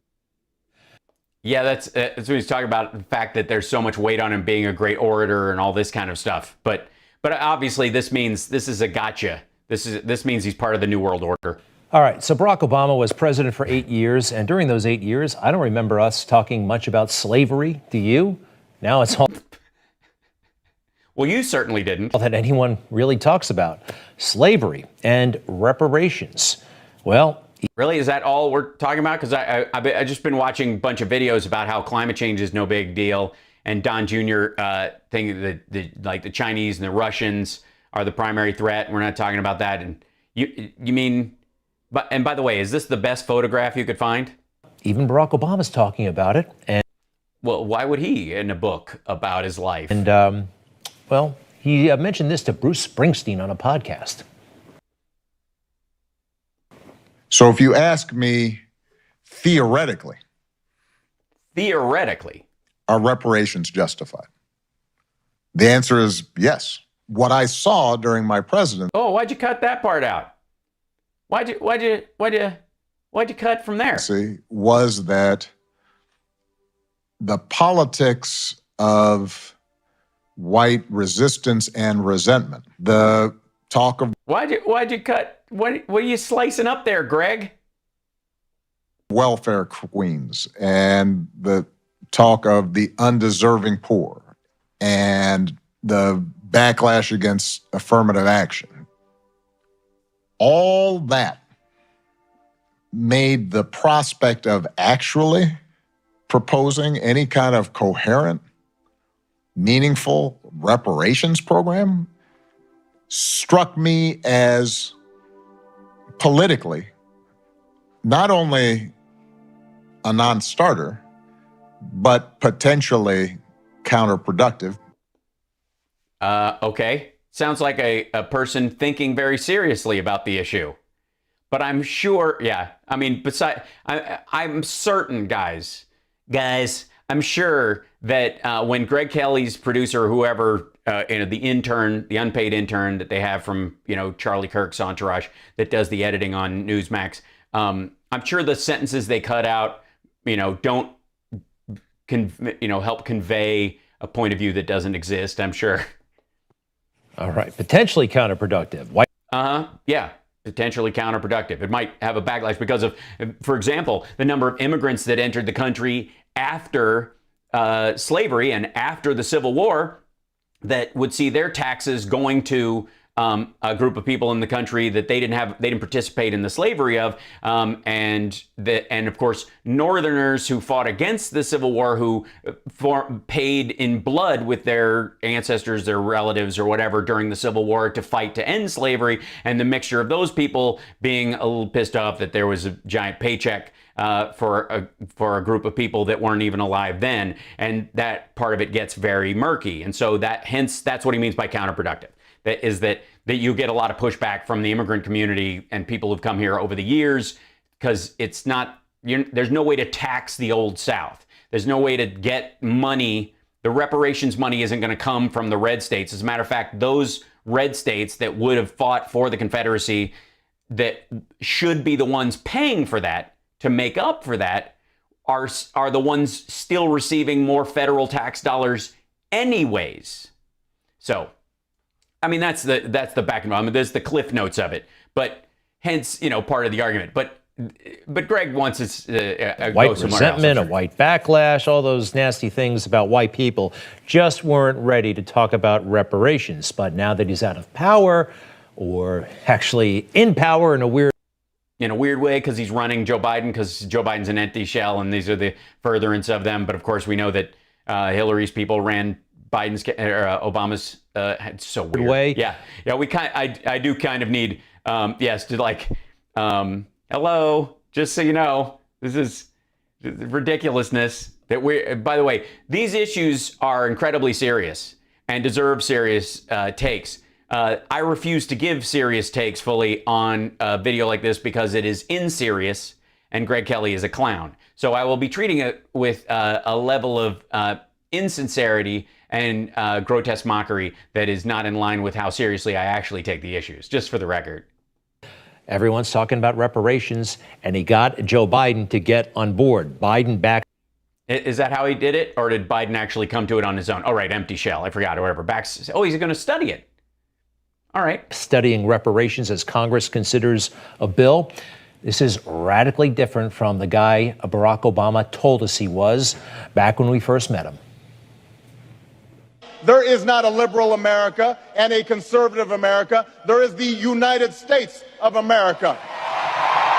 There is not a black America and a white America and Latino America and Asian America. There's the United States of America. Right. Yeah. So when in this argument, just so I can break this down for Greg Kelly, who is a simple-minded buffoon, that let's say you've got white and Asian, Latino and black, and everybody's in the United States of America. And one group has been let down by that promise for a good deal of time through material actions by both the federal and state governments and other groups of people, that if to make the United States more united, you can bring those folks into the fold by fixing some of the gaps. Hence, why we've done things like affirmative action and the rest of those kind of things. That ending that gap brings everybody together, and then we're all swimming in the same stream. It's not. This is so easy. That was a long time ago, huh? A long time ago indeed. Yeah, but that's the same time you were pointing out that he was talking about black fatherhood as a distinct aspect of humanity. Honestly, Greg, were you hit in the head as a child? Is there a gap between your lobes? Indeed. Interesting that guy is now pushing reparations, and this guy is... Is he pushing reparations? Because it didn't sound like he was pushing it. He was saying it's, on a is it justified? Yeah. Is it practicable? Could you do it? Probably not. Not to everyone's satisfaction, and it would cause more dissatisfaction than it would actually help. There's other ways to go about it. That's what you find out when you're in office. But we'll see. Maybe he's got a clip where he's like, we need him now. Is actually going to make it happen in his dreams, perhaps, but it looks like it could actually come true. What? It's a long way until November. We got more questions. You got more questions, but I tell you, if you have a problem figuring out whether you're for me or Trump, and you ain't black. We really are going backwards, aren't we? By the way, if Greg Kelly was a Democrat, he would he would have liked that statement. So just for the record. Look, here's the thing about race. They play this a bunch of times. Oh, wait, Greg's going to tell us about race, guys. Hold on. Finally, I know it's a complex issue with a lot of, heart and soul tied into it, but Greg will break it down. My opinion. Okay, this is the thing about race. In Greg's opinion, doesn't bring people together. Race doesn't bring people together. Even of the same race, okay? What? It's not a unifying force. Sorry, wait, one second there, if I may, champ. You what now? I don't know why this isn't jumping back. My keyboard seems to be asleep. People are very, very different. Now, Barack Obama tried to... Yes. Racially, people are not homogenous. Yes, there are Candace Owens in the world. And everything Candace Owens says isn't bad, or she wouldn't even be worth dealing with at all. So she has to say this much smart shit and, as filler for and then the rest of what she says is awful. And that's how your network operates. That's how a lot of folks operate. That doesn't mean that people can't understand racial differences and get along in spite of or because of them. To bond with some people of color this past weekend, a group in Chicago that he pays some attention to over the years. Yeah, just do these guys look engaged? Take a look at this. Do you think they have a common bond of any type whatsoever? When we came here, three of the guys here I shared with them was, and I think this surprised some of the violence and drugs and some of the issues that I was going through. What is the edit going on here, Newsmax? We're similar. And I think that And I think that, one of the things we all, boys and young What the fuck is he editing here? men of color, many of whom grow up without fathers, don't have as many resources. Did he just said did you have to cut him in the middle of the sentence where many of them grow up without fathers? Like he literally went back. Around them, it becomes that much more critical. These are the kinds of pressures I'm dealing with. That's something that I went through also. I'm struggling with this too. This is something I'm confused about. Yeah, you know what, Greg, I'm with you. I don't understand what the fuck he was talking about because you were cutting at every conjunction. Because you literally couldn't let one whole sentence go or it would undermine your entire fucking argument. Imagine being that desperate to make it look like Obama has no say in this conversation, no legitimate feelings about it, or that he's not participating in it, and that Greg Kelly wants to supersede Barack Obama's racial experience as a mixed race man. Greg Kelly wants not only to interrupt that conversation and insert himself into it, but chop up this conversation so fucking much that it can't make sense because it would undermine what he's saying. Good Lord. We compressed that. He went on and on. Oh, did he? He went on and on in a roundtable discussion that CNN put on about him talking to young black men in Chicago about the violence that's been going on there, trying to help, trying to find a solution. He went on. Did he go on and on? Did he go on and on? And on for about 4 minutes, talking about him. 4 minutes? How dare he? Himself saying not too much and not connected. Oh yeah? If he didn't say much at all, play the 4 minutes. What are you, long on your show, Greg? With anybody in that room. I wish. Really? I'm sorry, Greg. You couldn't feel the bond between the black men in that room and the former president because you have a special laser beam in your head? What? Honest to God. I wish he had mentioned. This is kind of fucking amazing.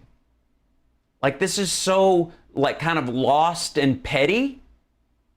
Yeah. Faith, because I really think that might have been something that could have brought people together. But our race just isn't enough. It doesn't do it. For instance, George Will. If George Will and I ever met, I don't think we would bond over much. He happens to be white and I'm white, but I think that is the last. We don't have anything else in common. I mean, you're both conservatives. George Will and I are never going to. You both. I think he voted for Trump the first time. To be friends. Yeah, you both went to the same kind of schools. You dress almost identically. Your material experience in life is almost identical. I guarantee that, besides wearing glasses, which maybe you do, Greg, you have your lives almost entirely overlap. That's that. And I can live with that. Hey, how about Machine Gun Kelly, that rap guy? What am I going to talk about with music? I like Southern rock, 38 Special, and the late Charlie Daniels Band. Do you think he's...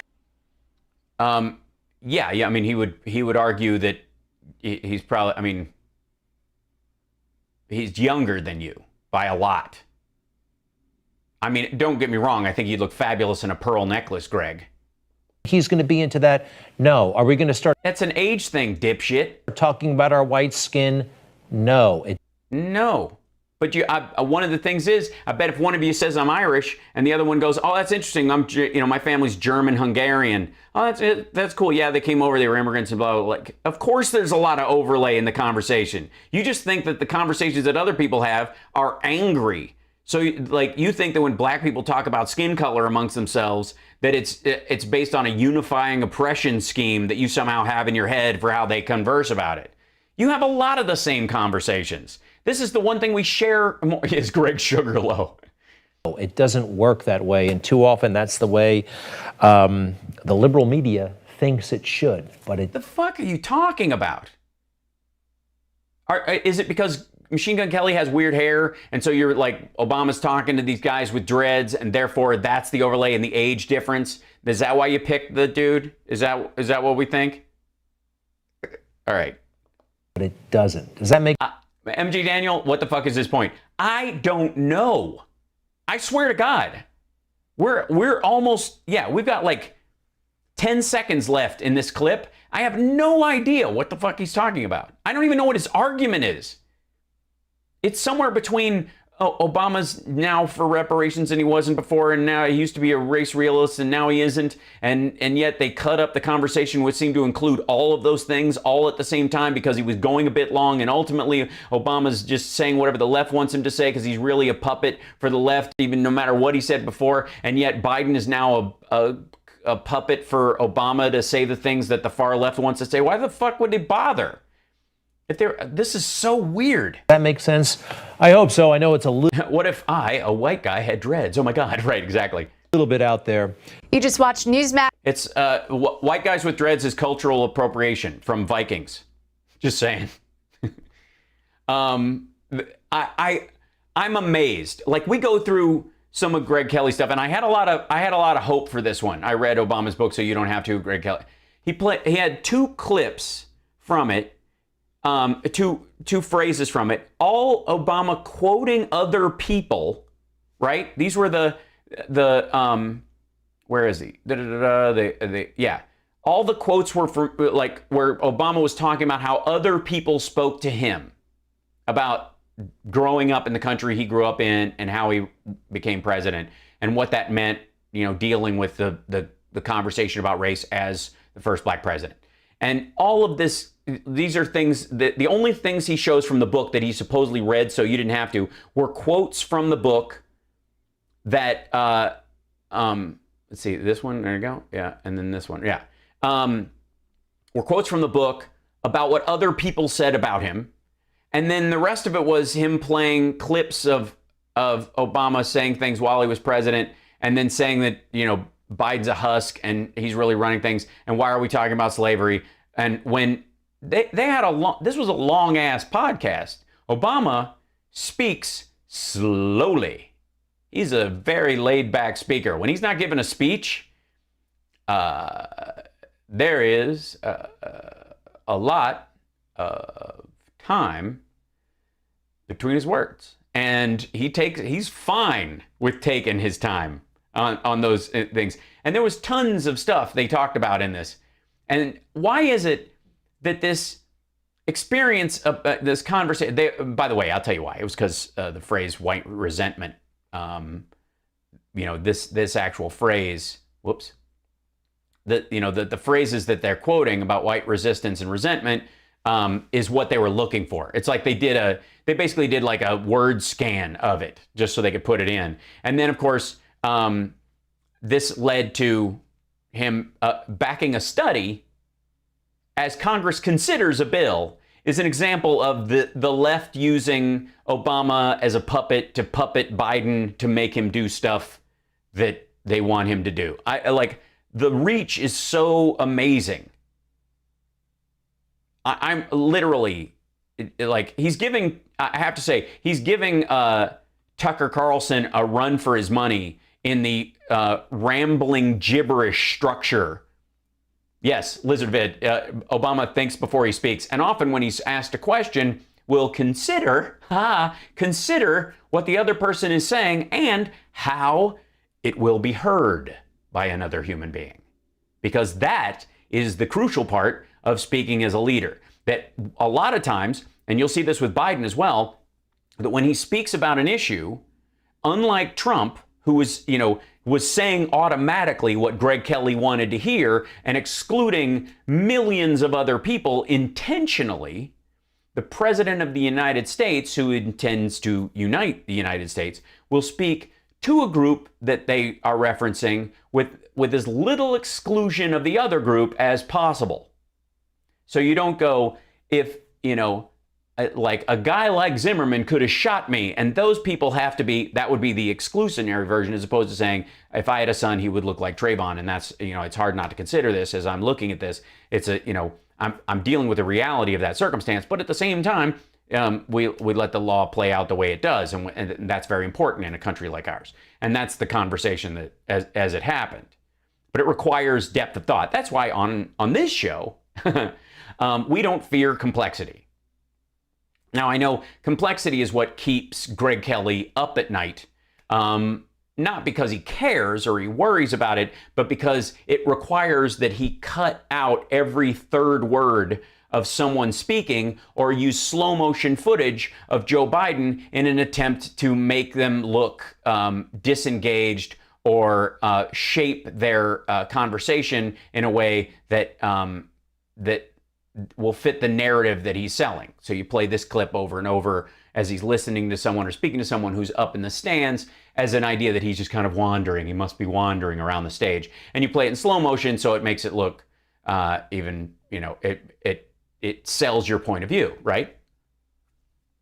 So Greg Kelly, our angry simpleton that, Newsmax, I mean, you got a heavyweight there, kids. I hope you run with Greg Kelly for a long time. Whatever you're paying him, I think you should double it because of inflation, He should get at least, I would say, minimum wage. I mean, it's the only thing that's right. I know he lives off the tips that they get at the Newsmax YouTube site. Don't forget to super chat, folks. Support and like our show.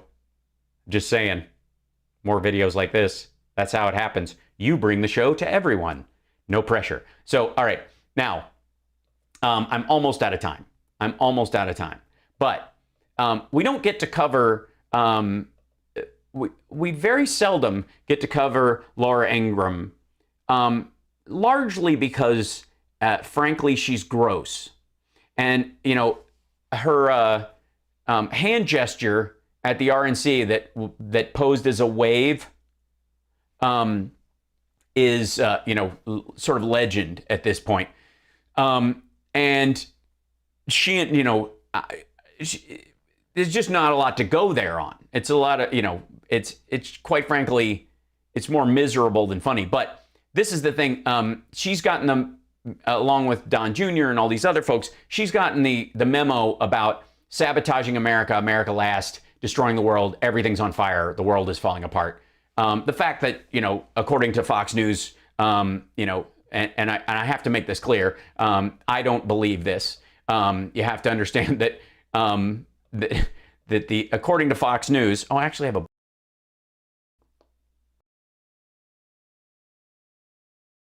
one. It's this button. Sorry, I was wrong. There it is. Hey, now it works. I was setting up new buttons.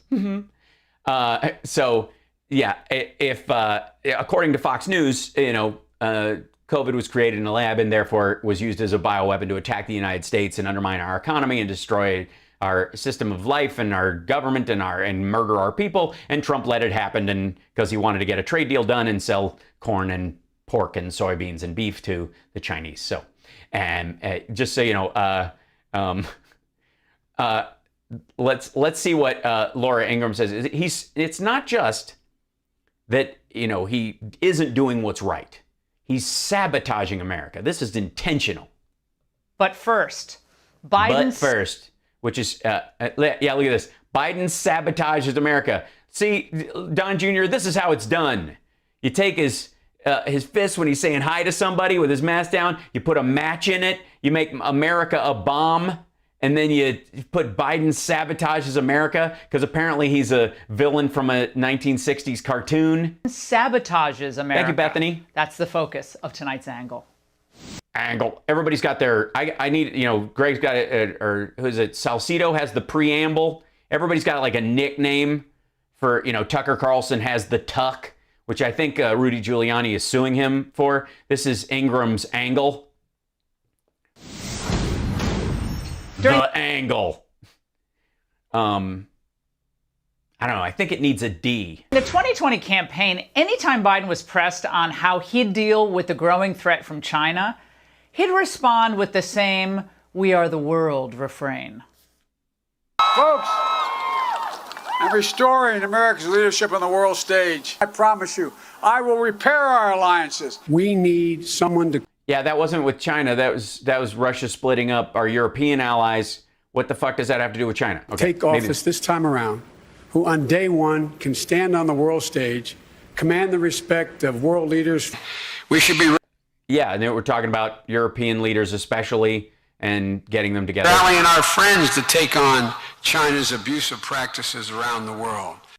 No, working with our friends, are we? Well, well, yes, we're going to need a coordinated attack, because if we do it by ourselves and the European Union is just continuing to buy stuff from China and doesn't care about their 5G towers and their software and the piracy issues and all that stuff, and they can just use Europe as a way to steal. Here's an angle: bank shot their theft of American intellectual property and that kind of stuff through there, or just funds their military when we choose not to. We do it all by ourselves, but it doesn't help because Europe just picks up the slack. That doesn't. How does that benefit? You got to bring everybody in on this. We got to all be dealing with this threat if it's a real threat. At the same time, the media, of course, relentlessly portrayed President Trump as a bull in a china shop who was hated by every world leader. Well, yeah, especially our allies. I mean, there's a difference here between China and Russia and our European allies. But don't make that distinction. It'll fuck up your point. And they sold Biden as Mr. Foreign Policy. That's weird, because they just did a poll, and what is it, 78% of world leaders are positive on America and Biden's leadership, when the 17% were. I mean, has anybody seen any footage from the G7 gathering? Did Biden push anyone yet? Kind of a diplomatic superhero of sorts, able to heal the world and get nations like Germany and France to work with us on all the big issues. Right, yes, and? But now, about 6 months into the Biden administration, we see that once again, this was another Biden bait and switch. Oh, yeah. So we're definitely going. Let me guess. He's going to shut down NATO, and and we are about to go to war with France and Germany. It's World War III is actually World War II, World War I redux. Come on, Biden can't even get Canada to open. Stay closed to non-essential foreign travelers until at least early July. Yeah, they don't have enough vaccine. We're giving them a bunch to help them speed this along. As a matter of fact, that's how he's doing it. He's not just making them open their borders so that a lot of their people die. If a bunch of our anti-vaxxers traipse up there, because there's a lot of anti-vaxxers up there that they have to deal with, and they don't have enough. All right. Open our border to the north, and he's going to take on all of the EU? Is that his responsibility? No, he's not going to. He's bringing them in. Again, she might have one of Tucker's writers. Now, time and again, we see that Biden sabotages rather than advances America's interests. Cool, let's see it. On issues ranging from our energy needs to the China threat, he either projects abject weakness or he pushes policies that hurt American families, our well, that would be the sabotage. Let's hear it. Economy and national security. Now, Trump saw things as they really were. As a way to sell hats? He understood that world leaders, much like CEOs, are generally going to act in their own interests, unless, of course, they have to cut deals for their own survival. So unless they've got a gun to their head, so not really allies then, I see. America First wasn't just a slogan for Trump. It was the cornerstone of every major Again, bad photo choice. I know you're trying to make him look like the hero and Biden look like a shell or carcass or whatever. He looks like he needs the podium or he's going to fall over. This looks like the final monologue in Death of a Salesman. Domestic and foreign policy decision. In international affairs, protecting our interests on issues like trade and border security required our having leverage against reluctant allies and aggressive adversaries. So you're saying we have a European immigration issue now all of a sudden? Now, remember the media and... Remember when his hair was like a bizarrely bright yellow-white for a while? Globalists freak out when Trump attended his first big NATO summit? Oh, I do. They were enraged that he refused to play by the old establishment game of papering over all the differences with niceties. Well, instead, he used the... It's a treaty organization. Occasion to put our friends on notice that America wouldn't be the sap anymore who picked up the check forever. It was time that member nations started living up to their obligations. NATO members must finally contribute their fair share and meet their financial obligations. He's not the first president to say that, by the way. This is not fair to the people and taxpayers of the United States. Of course, in the media's eyes, an American president should never ask our allies.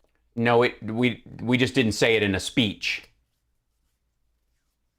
That was the difference. You just say it in the negotiations and you talk to them and you one-to-one, but making a big world speech was just, that was a signal to Russia. Allies to pay up. MJ Daniels is saying, is this the best you can do? Yes, this is the best she can do. So gauche and threatening. It was an epic foreign policy fail. It was an easy layup missed by the United States. It seems like the phrase leader of the free world might be obsolete based on what we saw. They are not getting along with any of their European allies. It is really striking the degree of hostility that Donald Trump evinces against NATO. NATO is not like a golf club. There are no dues. There are no green fees. I forgot that gem. Well, and these... So you don't watch your videos before your show? We have so much in common. These people are still upset about it. This was just a few hours ago. I covered the NATO and the G7 when President Trump was there. And I said... Oh, you mean when they're comparing Biden, who just is there now, to what it was like before? Do you think she just walked... Did she bring it up, apropos of nothing? Well, what does a normal summit look like? And they said, well, first, it doesn't look anything like what you've experienced. They're the impulses of President Trump, former President Trump, the elbowing of leaders, the calling into question not what should be done in these organizations, but whether or not they should even exist. The European leaders were frankly scared. A lot of them were traumatized. President Trump, who was just openly hostile and was so mean in some ways to our European allies. So mean to our allies. Yeah, yes, mean to our allies. Yeah, it's an issue. Because when you're mean to our allies when it comes to NATO, it's playing footsie with Russia on purpose. That's and because of his ties to Russia, hence the concern. That's Yamichi putting your tax dollars to work, by the way. You see, folks at NPR and the Washington Post are never as happy as when American presidents shrink on the world stage. Shrink? Shrink? He was pulling us out of NATO. And the global elites love it when American leaders apologize. Heck, President Obama's Nobel Prize was the equivalent of, a participation trophy in global affairs. It was embarrassing, both for the Nobel Committee and President Obama. But I wouldn't be at all surprised if old Joe got...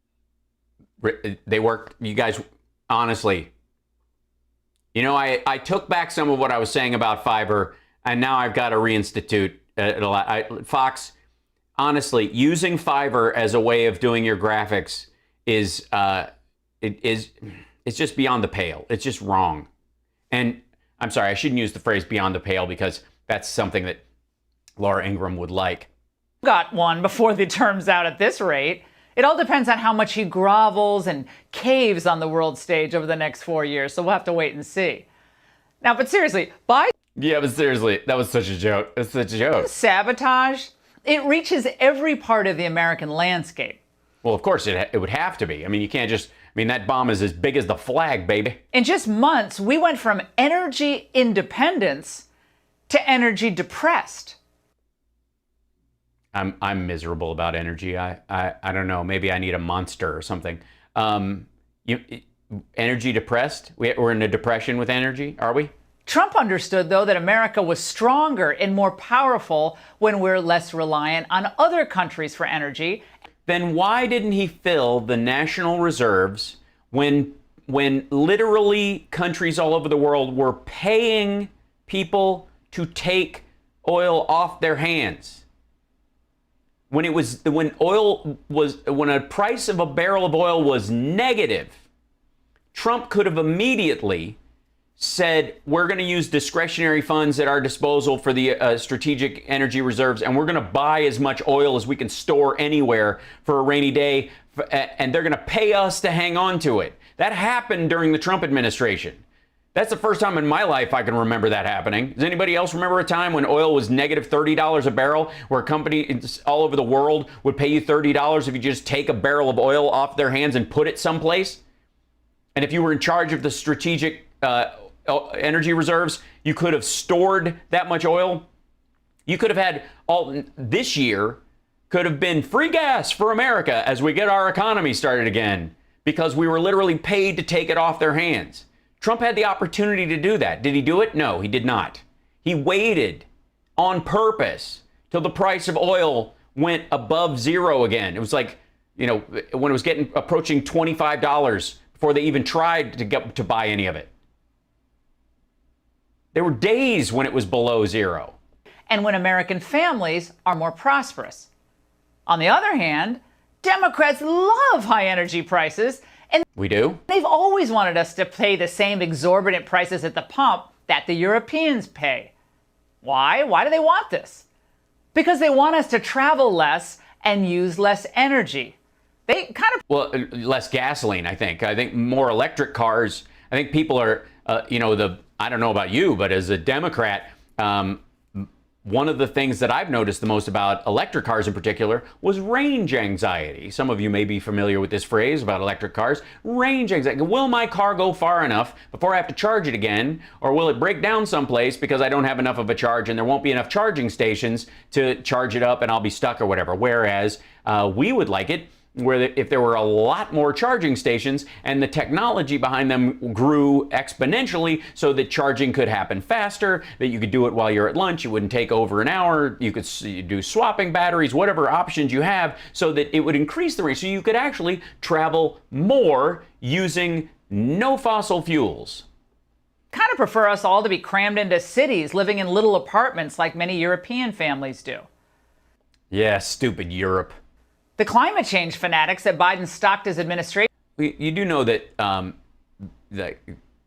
in terms of cities or whatever, there's a lot of waste energy-wise that happens in big cities. If you just cram people in those areas, that doesn't necessarily make it more energy efficient, technically speaking. And certainly the impact on the environment can increase around cities as well as people drive, like commuter traffic, for example, is one of the greater examples of that. So you'd want to...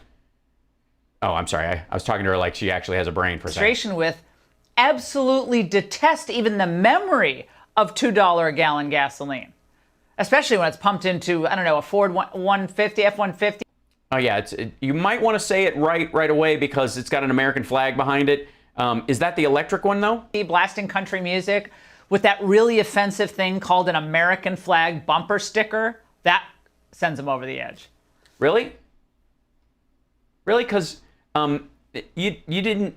Did you miss the whole entire opening to Rachel Maddow's show about the new electric F-150 that pulled like a million... What was it? $1 million? Hold on.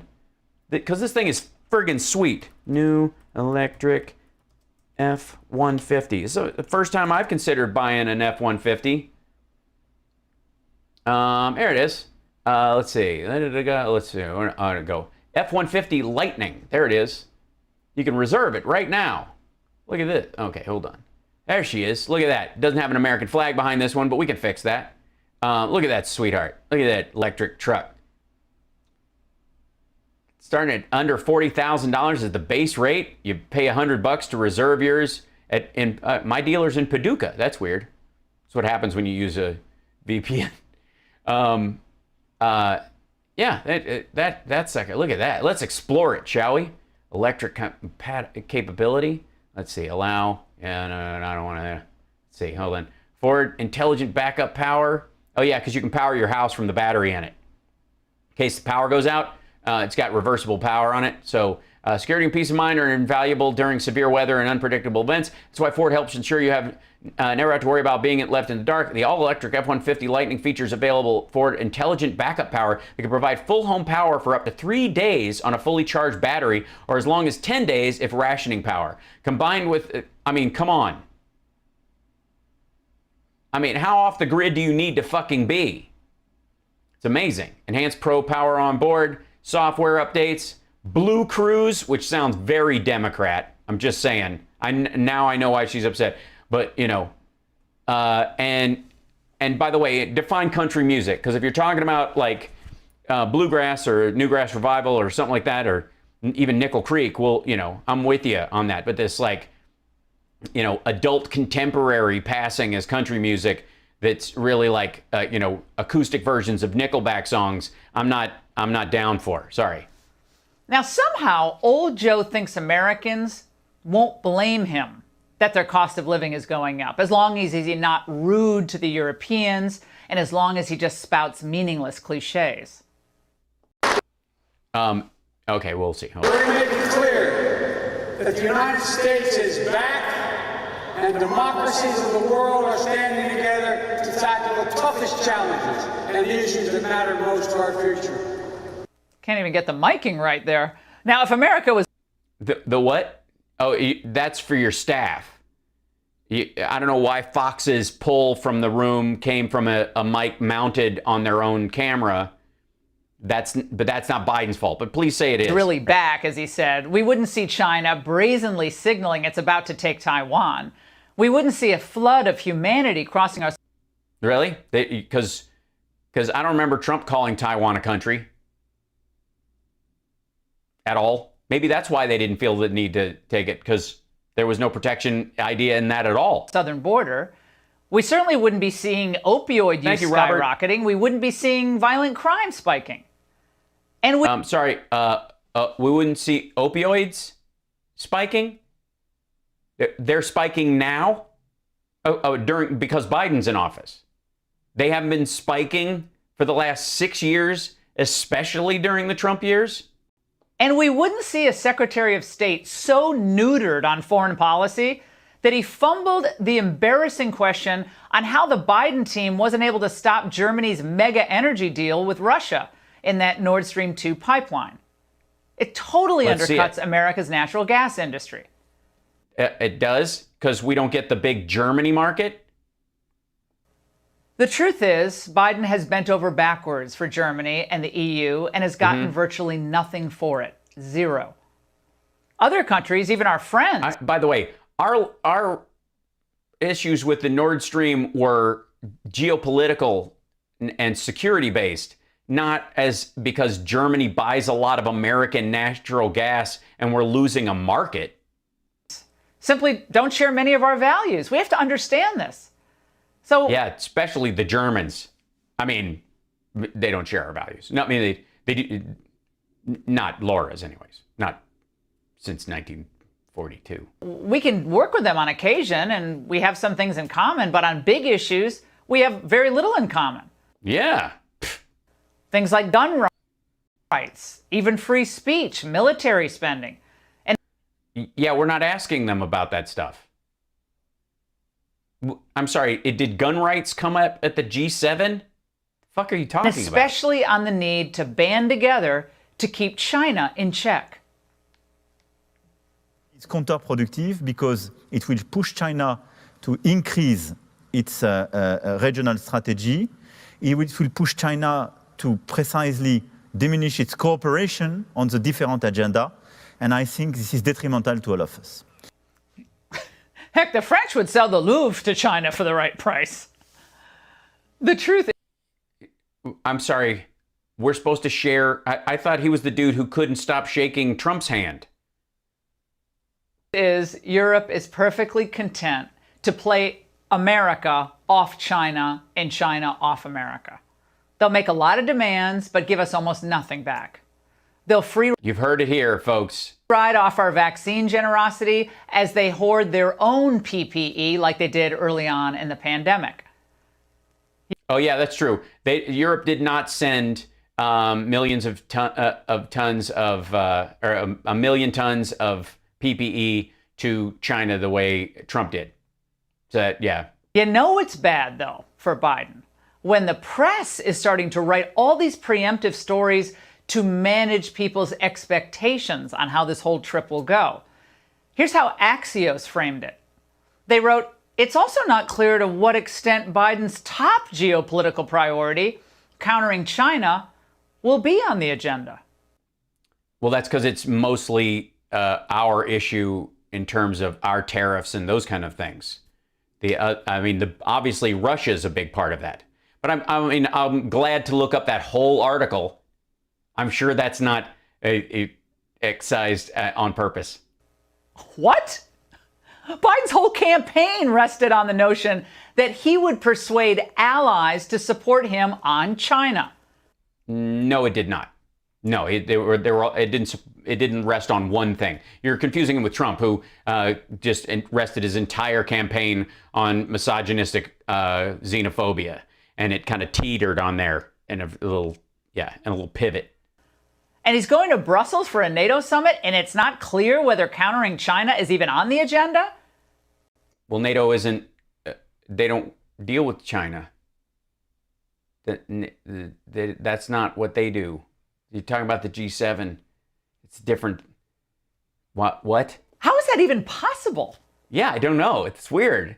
Why aren't the Europeans that are allied for European security more concerned about Antarctica?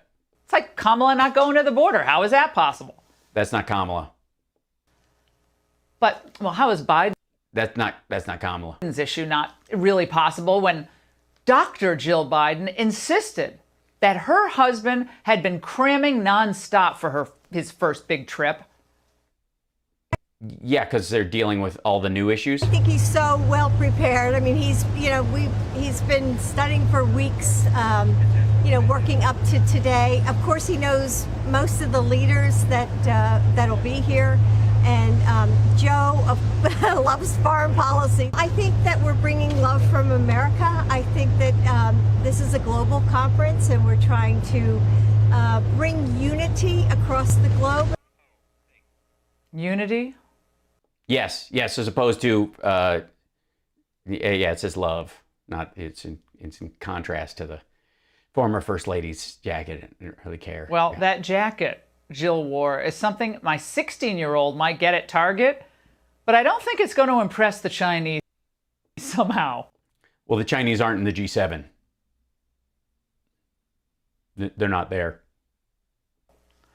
You know what Xi Jinping and the CCP do love, though? By the way, if your daughter bought a jacket with that on it at Target, probably came from China.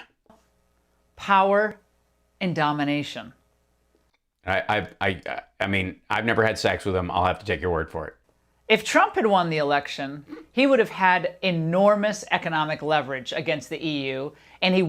That's true. If he was a wholly different person and hadn't fucked up the entire stretch of his presidency and botched the pandemic response and eaten shit all last year in the debates and had lost by more popular votes than any president in history. Yeah, you're probably right. He would have had leverage. But then he, of course, would have been actually Joe Biden. He would have been a different human. And he wouldn't have been afraid to use it. Biden, however, will not. Let's never forget that Biden will not be afraid to use it. Biden and the Democrats essentially agree with the European elites who think that American history is corrupt and its present marred by fat, evil racists. Going forward, no one would call you fat. And its present marred by fat, evil racists. Going forward, Republicans should make it very clear that any grand deal... By the way, just in case anybody's wondering, I'm against evil racists regardless of their exercise regimen or their eating habits, just in general. Deals Biden makes with Europe over the next few years will be undone immediately when they get back into power. Whether it's the minimum global tax rates or climate change, vaccine passports, global surveillance, all of that will be undone. You think? Their ideal world is one where the U.S. is kind of like Gulliver, tied down by the Lilliputians. Yeah, this is the goal? This is what you think? Where the WTO and other international bureaucracies have the power, and American citizens just work a lot and take orders. That's structurally, that's actually how you think Democrats approach domestic and foreign policy. Imagine being this much of a chump. Imagine when you are looking at someone, you're talking to someone and you disagree with their point of view, like Laura would with me, and she believes through my eyes, my dream is that Americans become communist worker bees for the world global economic plans of Europe while we are tied down. And that's what I want. That's what you want. That's what we're seeking. Are the Europeans going to finally agree to fulfill their promises on defense spending? Of course not. Are they going to give us genuine practical efforts on the China problem? Or just more empty words? Well, I think we already know the answer on that. Yeah, they're going to give us practical pushback because they're experiencing a lot of the same issues we're experiencing. When the trip is over, will Americans be safer? Will our country be stronger? No and no. Well, we're talking about the same country, right? I'm talking about America. You're talking about the sites of the old Confederacy, or? It's just a political show. It's designed to make you think that Biden is looking out for our interests, but we will have to wait 3 more years to elect someone who will once again put America first. All right. Well, that's the angle. I think then it's a great idea that you just stop talking till then. And Laura, we'll all see you in about 2 3/4 years, I think is a good idea. You know what I mean? I like, since this is all going to happen anyways, you've already predicted it. There is no other way out. Obviously, you know what Democrats want. You know that Biden is in the process of sabotaging the United States on behalf of Europe as a puppet for Obama, who was a puppet for Hillary, who's run by George Soros or something like that, and leftist activists. And so you know they're going to do that. And there's really not anything you can do about it because the Republicans are going to lose more seats in 2022 because of their voter suppression than they're going to pick up. And so, I mean, I would, Laura, my advice would be sit this one out. I mean, because or you could try blowing out the fuse. We'll all sit here and watch. She's a prophetess. She totally is. All right, hold on one second. I'm gonna sign off, guys.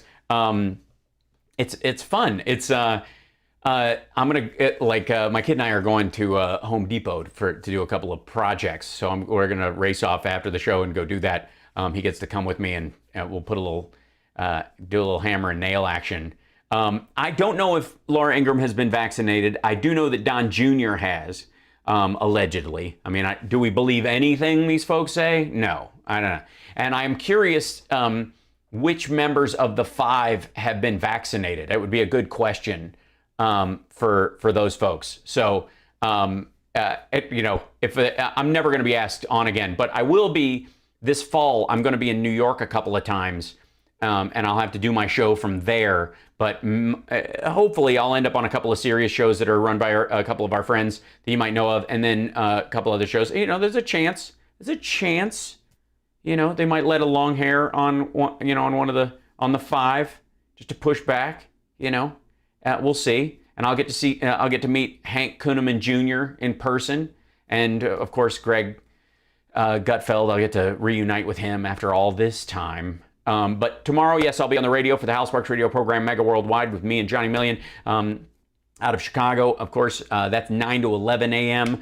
every Saturday, Pacific time. And it's a call-in show and all that kind of stuff. If you want to come by and listen to that, it's a lovely time. You can join us on there. It's a great time. And hopefully I've solved most of my choppy audio issues, and that will fix it partly. Yeah.